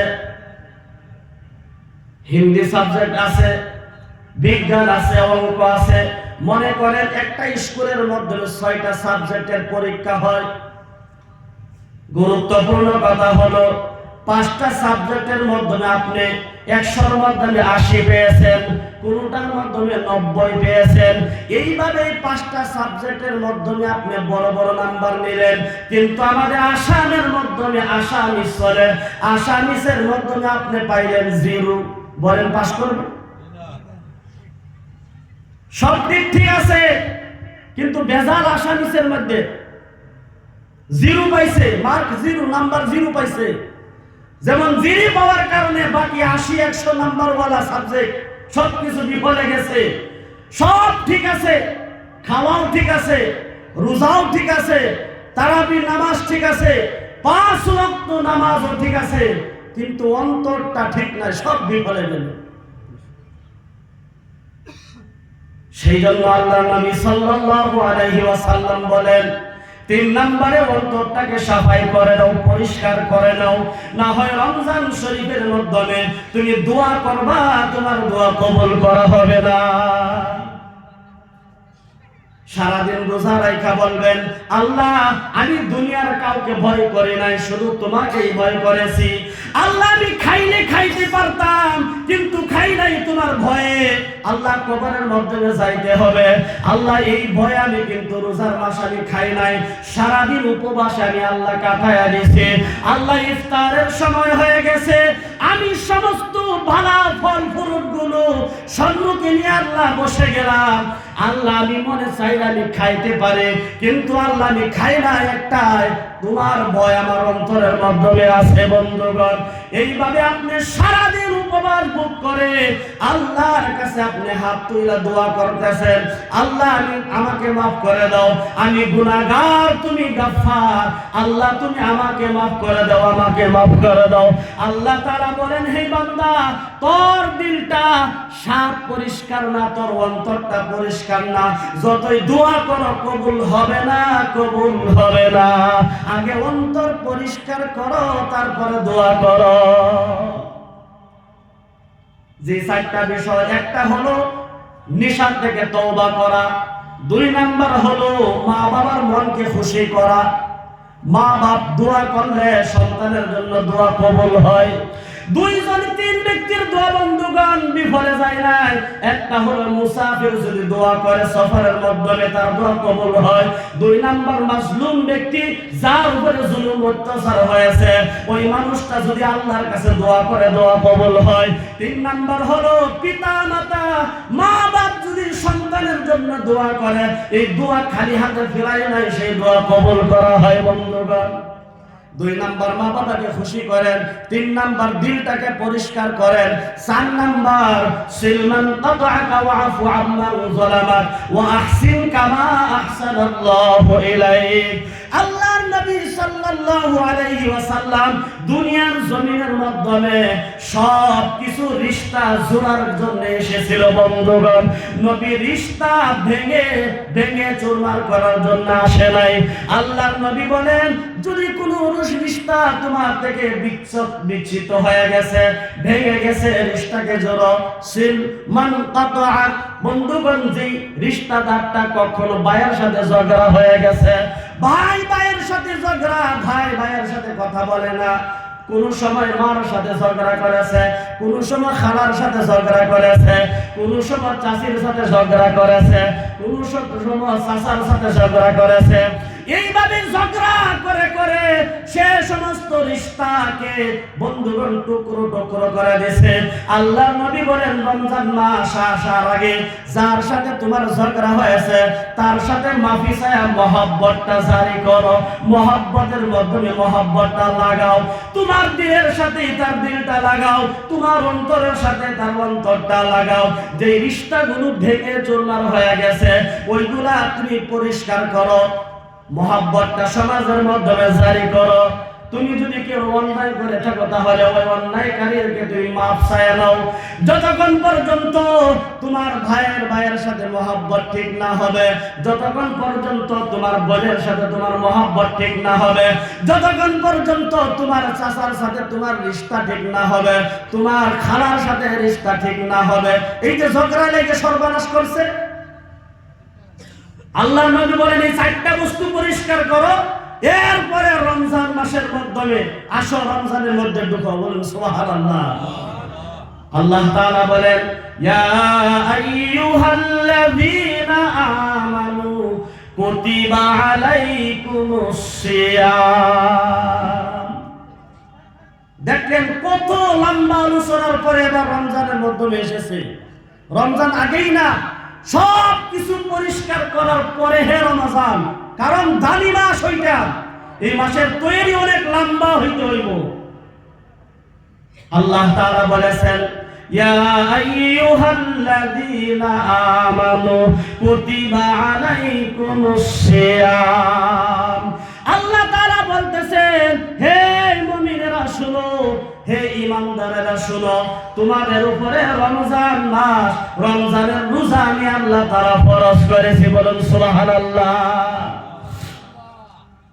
বন্ধুগণ, রমজান মাসের মাধ্যমে আল্লাহ তাআলা বান্দার সমস্ত দোয়া কবুল করার কারণে বান্দার উপরে আল্লাহ তাআলা খুশি হয়ে যায়। যার উপরে আল্লাহ খুশি, বলুন তার কোনো চিন্তা আছে? একটা হাদিস থেকে বলি, আল্লাহর নবী সাল্লাল্লাহু আলাইহি ওয়াসাল্লাম একদিন মসজিদ থেকে নামাজ পড়ে বাড়ির মাধ্যমে আসলেন। আম্মা জান আয়েশা রাদিয়াল্লাহু আনহা, বন্ধুগণ, আল্লাহর নবী সাল্লাল্লাহু আলাইহি ওয়াসাল্লামের চেহারার দিকে তাকায়া দেখলেন, দেখে আহারে কত সুন্দর চেহারা, আল্লাহ তাআলা সুন্দর করে বানাইছে। বন্ধুগণ, হযরতে হাসান বিন সাবিত রাদিয়াল্লাহু আনহু নবীর চেহারার দিকে তাকায়া বললেন, ওয়া আহসানা মিনকা লাম তারাকাতু আইনি ওয়া আজমালা মিনকা লাম তালিদিন নিসাউ খুলিকতা মুবাররান মিন কুল্লি আইবিন কাআন্নাকা কাদ খুলিকতা কামা তাশাউ। আল্লাহ নবী সাল্লাল্লাহু আলাইহি ওয়াসাল্লাম ছিল সুন্দর। বন্ধুগণ, নবী সুন্দর, উম্মত এমন সুন্দর হইলে নবী পছন্দ করবে। আম্মা জান আয়েশা রাদিয়াল্লাহু আনহা নবীর চেহারার দিকে তাকায় দেখতেছে, আরে কত সুন্দর চেহারা, নবী মুস্কি হাসতেছে। আম্মা জান আয়েশা বলতেছে, আরে সুযোগ পায়া গেছে। যখন নবীর চেহারা খুশি, নবীকে আনন্দ দেখতে পায়া আম্মা জান আয়েশা রাদিয়াল্লাহু আনহা বলতেছেন, হে আল্লাহর নবী, আমার জন্য একটু দোয়া করেন। বলুন সুবহানাল্লাহ। বলে আমার জন্য দোয়া করেন। চান্স পাইছে। কথায় আছে যে স্বামী যদি খুশি থাকে, আনন্দ থাকে, ঘরের স্ত্রীর উচিত যে স্বামীর কাছে দোয়া চাওয়া। এই দোয়া আল্লাহ তাআলা কবুল করে। এমন নাই কোথা থেকে দোয়া চাই, বলে আমাকে লিপস্টিক দাও, আমাকে একটা ভালো উড়নি আইনা দাও। আনন্দ, স্বামী খুশি, নানান বস্তু চাই, নানান বস্তু তালাশ করে আমাদের স্ত্রীরা আর কি। কিন্তু সবক দিয়েছেন আম্মা জান আয়েশা রাদিয়াল্লাহু আনহা, নবীকে বলতেছেন, নবী আমার জন্য দোয়া করেন। আল্লাহর নবী সাল্লাল্লাহু আলাইহি ওয়াসাল্লাম বলেন, আয়েশা রে, তুমি আমার কাছে দোয়ার দরখাস্ত করেছো, আমি তোমার জন্য দোয়া করব। বলুন সুবহানাল্লাহ। আম্মা জান আয়েশাকে শোনায়া বলতেছে, আয়েশা তোমার জন্য দোয়া করি, আল্লাহ আয়েশা আমার কাছে দরখাস্ত করেছে, আল্লাহ গো তুমি আয়েশার সমস্ত গুনাহ তুমি মাফ করে দাও। আয়েশা জীবনে যা গুনাহ করেছে, পূর্বে যা গুনাহ করেছে সমস্ত গুনাহ তুমি maaf করে দাও। আল্লাহ আয়েশা পরে যা গুনাহ করেছে সমস্ত গুনাহ তুমি maaf করে দাও। আল্লাহর নবী এইভাবে দোয়া করতেছে, আর আয়েশা রাদিয়াল্লাহু আনহা নবীর সাথে আমিন আমিন বলতেছে। আল্লাহর নবী বলেন, তার আগের সমস্ত গুনাহ maaf করে দাও, পরের গুনাহ তুমি maaf করে দাও। আল্লাহ পরে যা গুনাহ করবে তার সমস্ত গুনাহ maaf করে দাও। আল্লাহ আয়েশা প্রকাশ্যভাবে যা গুনাহ করেছে তার সমস্ত গুনাহ তুমি maaf করে দাও। আল্লাহ আয়েশা গোপনে যা গুনাহ করেছে সমস্ত গুনাহগুলো maaf করে দাও। শুনতেছেন তো? বলে আয়েশা গোপনে যা গুনাহ করেছে সমস্ত গুনাহ তুমি maaf করে দাও। আল্লাহ আয়েশার সমস্ত গুনাহ এইভাবে আল্লাহর কাছে maaf চাইতেছেন। আম্মা জান আয়েশা রাদিয়াল্লাহু আনহা বলেন, ইয়া রাসূলুল্লাহ, আপনি আমাকে এত ভালোবাসেন, এত ভালোবাসেন, আমার সমস্ত গুনাহ আল্লাহর কাছে maaf করার জন্য আপনি দরখাস্ত করতেছেন, দোয়া করতেছেন। আল্লাহ নবী দেখে আয়েশা দোয়া শুনে অনেক আনন্দ হয়ে গেছে, খুশি হয়ে গেছে। আল্লাহর নবী সাল্লাল্লাহু আলাইহি ওয়াসাল্লাম বলেন, আয়েশা খুশির ব্যাপার না, খুশি হয়ো না, থামো থামো, খুশি হয়ো না।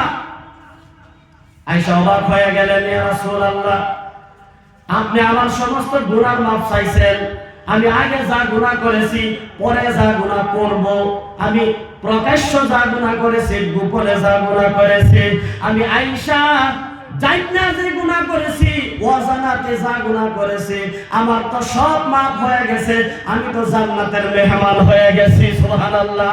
এই যে আয়েশা খুশি হয়ে গেছে, আল্লাহর নবী বলেন, খুশি হয় না, যে দোয়াটা আমি তোমার জন্য এখন করলাম, যে দোয়াটা তুমি আমাকে আনন্দ দেইকা তুমি আমাকে দরখাস্ত করেছো, তোমার জন্য আমি দোয়া করেছি। একটু খেয়াল করেন কয়টা দোয়া আল্লাহর নবী করেছেন। একটা হলো, আল্লাহ আয়েশা আগে যা গুনাহ করেছে সব গুনাহ তুমি maaf করে দাও, এক নাম্বার। দুই নাম্বার, আয়েশা পরে যা গুনাহ করবে, অর্থাৎ মৃত্যু পর্যন্ত যা গুনাহ করবে আল্লাহ তুমি maaf করে দাও। কয়টা হলো? দুইটা। আল্লাহ আয়েশা গোপনে যা গুনাহ করেছে সব গুনাহ তুমি maaf করে দাও। আল্লাহ আয়েশা জাহিরি ভাবে যা গুনাহ করেছে সমস্ত গুনাহ তুমি maaf করে দাও। কয়টা হলো? 4টা হলো বন্ধুগণ। 5 নাম্বার আল্লাহর নবী বলেছেন, আল্লাহ আয়েশা জানা হিসাবে যা গুনাহ করেছে, যে গুনাহটা আয়েশা জান্না করেছে, জান্না বুঝছেন, যে গুনাহটা জানা গুনাহ করেছেন, জানছে গুনাহ এরপরেও গুনাহ করেছে, তারা তো মাসুম, তাদের দ্বারা কোনো গুনাহ হয় নাই। কিন্তু আল্লাহর নবী দোয়া করতেছেন যে আয়েশা জানা হিসাবে যা গুনাহ করেছে তা তুমি maaf করে দাও। আয়েশা 6 নম্বরে অজানা হিসাবে যা গুনাহ করবে আল্লাহ তুমি তা maaf করে দাও। 6টা দোয়া করলেন। এই 6টা দোয়া শুনে আয়েশা তো খুশি হয়ে গেছে। আল্লাহর নবী সাল্লাল্লাহু আলাইহি ওয়াসাল্লাম বলেন, আয়েশা খুশি হয় না, যে দোয়াটা আমি তোমার জন্য এখন করলাম, একবার করছি, কিন্তু আমি নবী আমার উম্মতের জন্য, আমার এতিম উম্মতের জন্য প্রত্যেক সালাতের পরে, প্রত্যেক নামাজের পরে আমি আল্লাহর নবী, আমি গুনাহগার উম্মতের জন্য এই দোয়াটাই করি। বলেন সুবহানাল্লাহ। দেখেন উম্মতের সাথে নবীর কত মহব্বত। প্রত্যেক নামাজের পরে আল্লাহর নবী এই দোয়াটা করে, আল্লাহ আমার উম্মতের সমস্ত গুনাহ তুমি maaf করে দাও। বলুন সুবহানাল্লাহ। আমার উম্মতের পরে যা গুনাহ করবে আল্লাহ তুমি maaf করে দাও। বলুন সুবহানাল্লাহ। আমার উম্মতেরা জানা হিসাবে যা গুনাহ করবে, আমার উম্মতের গুনাহগুলো তুমি maaf করে দাও। আমার উম্মতেরা ওয়াজানা হিসাবে যা গুনাহ করবে আল্লাহ তুমি maaf করে দাও। আমার উম্মতেরা প্রকাশ্যভাবে যা গুনাহ করবে আল্লাহ তুমি maaf করে দাও। আমার উম্মতেরা গোপনে যা গুনাহ করবে আল্লাহ তুমি maaf করে দাও। এইভাবে এতিম উম্মতের জন্য, গুনাহগার উম্মতের জন্য আল্লাহর নবী দোয়া করে করে এইভাবে নবী দুনিয়া থেকে বিদায় হয়ে এখনো পর্যন্ত মদিনার জমিনের মধ্যে শুয়ে রয়েছে। সুবহানাল্লাহ। ভালোবাসার জায়গা মদিনা, ভালো লাগার জায়গা মদিনা।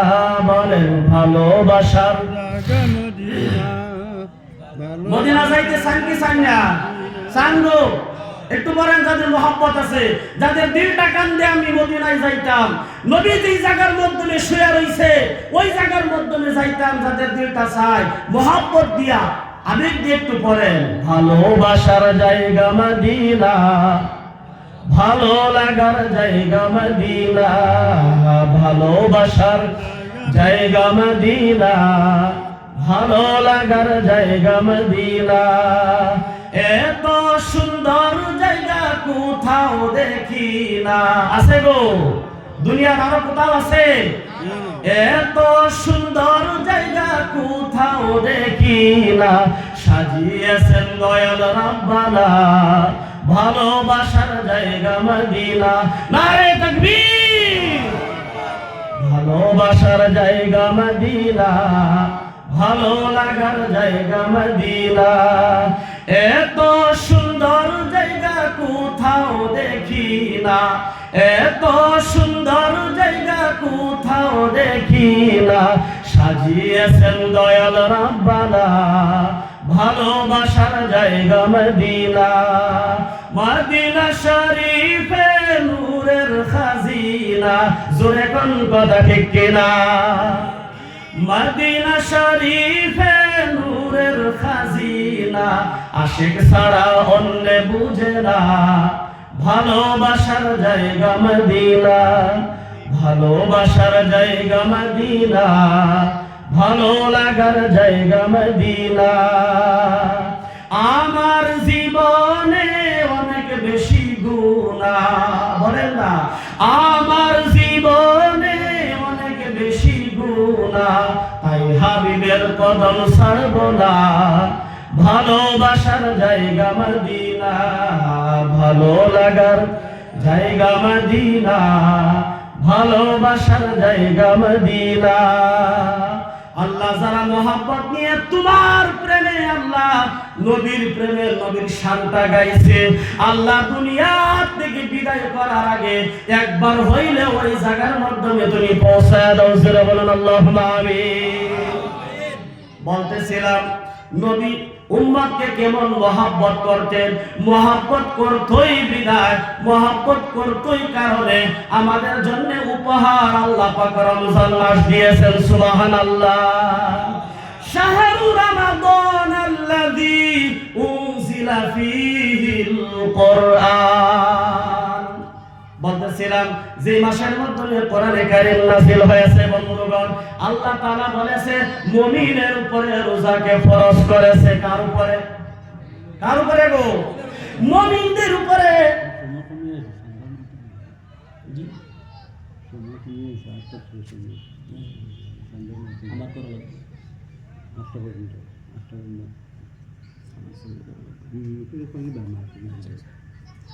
বন্ধুগণ আল্লাহ বলেছেন মুমিনদের উপরে রোজাকে ফরজ করেছি।